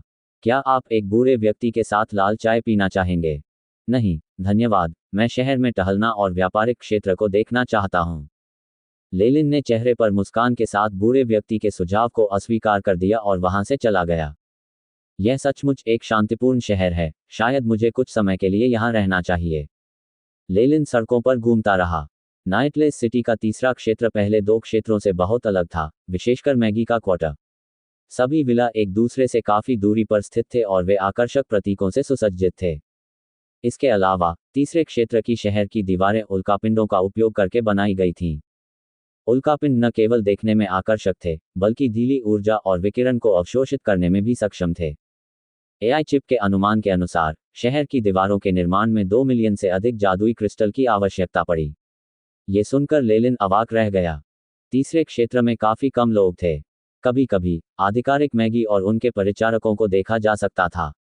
लेलिन ने कुछ शवों को भी देखा जो प्रतिशोधी आत्माओं और ताज़ा खून की ऊर्जा से जुड़े हुए थे। जाहिर है, लेलिन को अन्य लोगों ने भी देख लिया था। एक ही तरह के लोगों के लिए एक दूसरे को पहचानना आसान था। हालांकि नाइटलेस सिटी के नियमों के कारण और शायद अन्य कारणों से भी लेलिन और अन्य डार्क मैगी ने केवल दूर से ही एक दूसरे को देखा और जल्दबाजी में अपने स्थान छोड़ दिए। लेलिन भारी सुरक्षा वाले गेट से गुजरकर शहर के चौथे क्षेत्र में पहुंच गया। आसपास कई प्रकार की दुकानें थीं। कभी कभी मैगी को दुकानों में आते जाते देखा जा सकता था। जो मैगी इस क्षेत्र से गुजरे, उनका ऊर्जा स्तर आधिकारिक मैगी या उससे भी अधिक था। एक भी अनुचर नजर नहीं आया। ऐसा लगता है कि यह आधिकारिक मैगी के लिए स्थापित व्यापारिक जिला है। लेलिन बहुत प्रसन्न हुआ। लाइट मैगी क्षेत्र दक्षिणी तट का व्यापार केंद्र था और नाइटलेस सिटी इसके सबसे बड़े शहरों में से एक था। यहाँ दक्षिणी तट पर सबसे अच्छे लोग एकत्रित हुए थे। उपलब्ध संसाधनों की असीमित मात्रा के साथ यह निश्चित रूप से उसकी आवश्यकताओं को पूरा करेगा। लेलिन ने केंद्र की ओर जाते हुए रास्ते पर विभिन्न दुकानों के चिन्हों को देखा। ओल्ड गेली की दवा की दुकान, केप ऑफ गुड होप परिष्कृत सोने का सामान, कपड़े बनाने की दुकान, परिष्कृत रत्नों की दुकान, पौराणिक प्राणियों के व्यापार की दुकान। लेलिन वहां उपलब्ध दुकानों की विशाल विविधता को देखकर चकित था। हालांकि उन्होंने कल प्राप्त जानकारी का अनुसरण किया और सीधे चौथे जोन के केंद्रीय प्लाजा की ओर कूच कर गए। दुकानों से भरे जिले के ठीक बीच में एक बड़ा खुला चौक था। इसके चारों ओर मानव खोपड़ी जितने मोटे 18 खंभे खड़े किए गए थे। कभी कभी चौक पर कुछ जादूगर अपनी आंखें बंद करके अपने हाथों से खंभों को छूते थे। ऐसा लग रहा था जैसे वे किसी चीज से बातचीत कर रहे हों। कुछ मैगी जो दिशाहीन और खोए हुए लग रहे थे, खंभों के साथ संपर्क के बाद उनकी गतिविधियों में उद्देश्य की भावना जागृत हुई। वे बाजार से बाहर या किसी विशेष दुकान की ओर तेजी से बढ़े। हम व्यापार चौक पर पहुंच गए हैं। लेलिन ने गहरी सांस ली और उसके मन में उम्मीद की एक किरण जगी। इसके बाद वह लाल वस्त्र पहने एक अधेड़ उम्र के व्यक्ति के पीछे कतार में खड़ा हो गया। प्लाजा पर केवल कुछ ही मैगी थे, इसलिए लेलिन की बारी जल्दी आ गई। लेलिन ने एक गहरी सांस ली और खंभे के सामने खड़ा हो गया। उसकी हथेलियां उस पर दबाव डाल रही थीं। बज बज एस्टरिस्क। जिस क्षण उसकी हथेलियों ने खंभे पर खुरदरे पत्थरों को महसूस किया, लेलिन ने महसूस किया कि एक अत्यंत बर्फीली आध्यात्मिक शक्ति खंभे से रेंगकर उसके माथे में घुस गई। लेलिन की त्वचा थोड़ी खिंच गई और काली किरणों की कुछ धारियां गुजर गईं। उसे ऐसा महसूस हुआ जैसे आध्यात्मिक शक्ति के प्रवेश के दौरान उसे दबा दिया गया हो। डेटा ट्रांसमिशन इंटरफेस का पता चला है, प्रवेश की अनुमति की प्रतीक्षा है। इसे स्वीकृति दें, लेलिन ने आदेश दिया। इसके बाद लेलिन के दिमाग में संदेश की तरह बड़ी मात्रा में स्क्रिप्ट और आरेख प्रसारित किए गए। जानकारी एकत्रित होकर एक बड़ी पुस्तक के रूप में सामने आई। लेलिन की आध्यात्मिक शक्ति ने सावधानी से पुस्तक को छुआ और पहले पृष्ठ पर पलट दिया। सामग्री के प्रकार, तैयार माल के प्रकार, ज्ञान के प्रकार, औषधि के प्रकार। सबसे पहले उनके सामने एक सघन अनुक्रमणिका सूची आई। लेलिन ने ज्ञान के प्रकार खंड खोलने से पहले थोड़ी देर के लिए हिचकिचाहट दिखाई। टकराना एस्टरिस्क। एक चांदी जैसी रोशनी चमकी। इसके बाद लेलिन की आंखों के सामने बहुत सारे उपखंड प्रकट हुए। उच्च स्तरीय बौना करामाती अध्ययन, लॉ रून के लिए व्यापक विवरण, दवाओं के शिल्प का परिचय, आत्मा अनुसंधान तिथि। लेलिन के सामने उच्च स्तरीय शैक्षणिक ज्ञान की कई अलग अलग शाखाएं मौजूद थीं। अनुशासन की कई शाखाएं थीं जिनके बारे में लेलिन ने स्वयं पहले कभी नहीं सुना था। ये नाम उसे बहुत अजीब लगे। हालांकि उच्च स्तरीय ध्यान पर कोई डेटा उपलब्ध नहीं था। मैगस की उन्नति के संबंध में भी कोई जानकारी नहीं थी। ऐसा लग रहा था जैसे इसे जानबूझकर छुपाया गया था। अपनी आंखों में हल्की चमक के साथ लेलिन ने सामग्री प्रकार अनुभाग की ओर रुख किया। नीला सुनहरा पत्थर, बेयर्न फूल, मुरझाए पेड़ का सार, काला गुलाब, हल्के नीले छिपकली का दिल। वहां बहुत सी सामग्रियां थीं, जिनमें से कुछ के बारे में उन्होंने पहले कभी नहीं सुना था, और कुछ में तो ऐसे चित्र भी थे जो बहुत यथार्थवादी लग रहे थे। खोजें क्रिस्टलीकृत अंधकार ऊर्जा कण। इसके बाद अधिकांश डेटा गायब हो गया और उस भारी भरकम पुस्तक से केवल कुछ ही पंक्तियां जानकारी के रूप में बची रहीं। मैं अग्नि भक्षण करने वाले पक्षी के अंडे को अनुकूल कीमत पर खरीदना चाहता हूं। व्यापार के लिए निम्नलिखित में से चुन सकता हूँ। मेरे पास 200 ग्राम वुड स्पिरिट, 100 ग्राम क्रिस्टलीकृत डार्कनेस ऊर्जा कण, 800 ग्राम फायरस्टोन, सड़े हुए बादल की दवा और विभिन्न प्रकार के तरल पदार्थ हैं। स्टोर निम्नलिखित बेचता है: क्रिस्टलीकृत अंधकार ऊर्जा कण, ड्रैगन घास, भयंकर सूरजमुखी। इस भारी भरकम पुस्तक पर केवल ये 2 कथन ही छपे। ये दयनीय लग रहा था। ये राशि बहुत ही कम है, और उनमें से एक व्यक्ति व्यापार के लिए केवल अग्निभक्षी पक्षी के अंडे को ही स्वीकार करता है। लेलिन ने भौहें सिकोड़ी। तत्व रूपांतरण दर को बढ़ाने के लिए कड़ी मेहनत पर निर्भर रहने के अलावा एआई चिप ने सुझाव दिया कि वह क्रिस्टलीकृत ऊर्जा कणों को भी ग्रहण कर सकता है जो उसके तत्वीय आकर्षण के अनुकूल हों। इस प्रकार के उच्च ऊर्जा सांद्रता वाले क्रिस्टल प्रकृति में केवल बहुत सख्त तत्व रूपांतरण मानदंडों के तहत ही निर्मित होते हैं। एक बार जब मैगस क्रिस्टलों को ग्रहण कर लेता है, तो वह अपने तत्व रूपांतरण की दर को बढ़ाने में सक्षम हो जाता है। इस पद्धति के माध्यम से लेलिन अपनी तत्व रूपांतरण दर को तेजी से बढ़ाने और अपनी कमियों को ठीक करने में सक्षम होगा। हालांकि इस प्रकार के क्रिस्टल बहुत मूल्यवान थे। इसके अलावा अंधकार तत्व बहुत दुर्लभ थे, जिसके कारण पूरे डाटाबेस में उनके प्रश्न के उत्तर में केवल 2 पंक्तियों की जानकारी थी। जो कुछ भी, ये जानकारी स्वयं खोजने जाने से बेहतर है। जब लेलिन क्रिस्टल बेचने वाले संदेश का जवाब देने के लिए अपनी आध्यात्मिक शक्ति का उपयोग कर रहा था, तो एक छोटा संदेश प्रकट हुआ: एल्म स्ट्रीट नंबर 231। ये पहले दुकान का पता था। लेलिन ने पत्थर के खंभे के इंटरफेस में एक उच्च श्रेणी का जादुई क्रिस्टल फेंका। ट्रेडिंग प्लाजा से जानकारी प्राप्त करने के लिए काफी शुल्क देना पड़ता था। लेलिन ने इस तथ्य पर अपनी आंखें घुमाई कि लाभदायक क्षेत्रों पर नाइटलेस सिटी के पीछे की शक्तियों का प्रभुत्व था। स्थिति का विश्लेषण करने पर लेलिन ने पाया कि वह अग्नि खाने वाले पक्षी के अंडे की मांग करने वाले व्यापारी की संपर्क जानकारी प्राप्त करने के लिए एक और उच्च श्रेणी के जादुई क्रिस्टल को देने के लिए तैयार नहीं था। ट्रेड प्लाजा से निकलने के बाद लेलिन को कुछ ही समय में संदेश पर लिखा हुआ छोटी सी दुकान मिल गई। ये छोटी सी दुकान एक छोटी सी गली में स्थित थी। यदि निश्चित पता न होता तो लेलिन को यह नहीं मिल पाता। दुकान में मंद रोशनी थी और उसका फर्श धूल से भरा था। दुकान में रैक पारदर्शी कांच के जार से भरे हुए थे। विभिन्न प्रकार के अंगों और ऊतकों को इन कांच के जार में हल्के पीले रंग के तरल पदार्थ में डुबोया गया था। लेलिन ने कुछ ऐसे भी देखे जो मानव भ्रूण जैसे दिखते थे। आप क्या चाहते हैं? बिक्री काउंटर से एक लंबी नुकीली टोपी पहने एक महिला चुड़ैल बाहर निकली।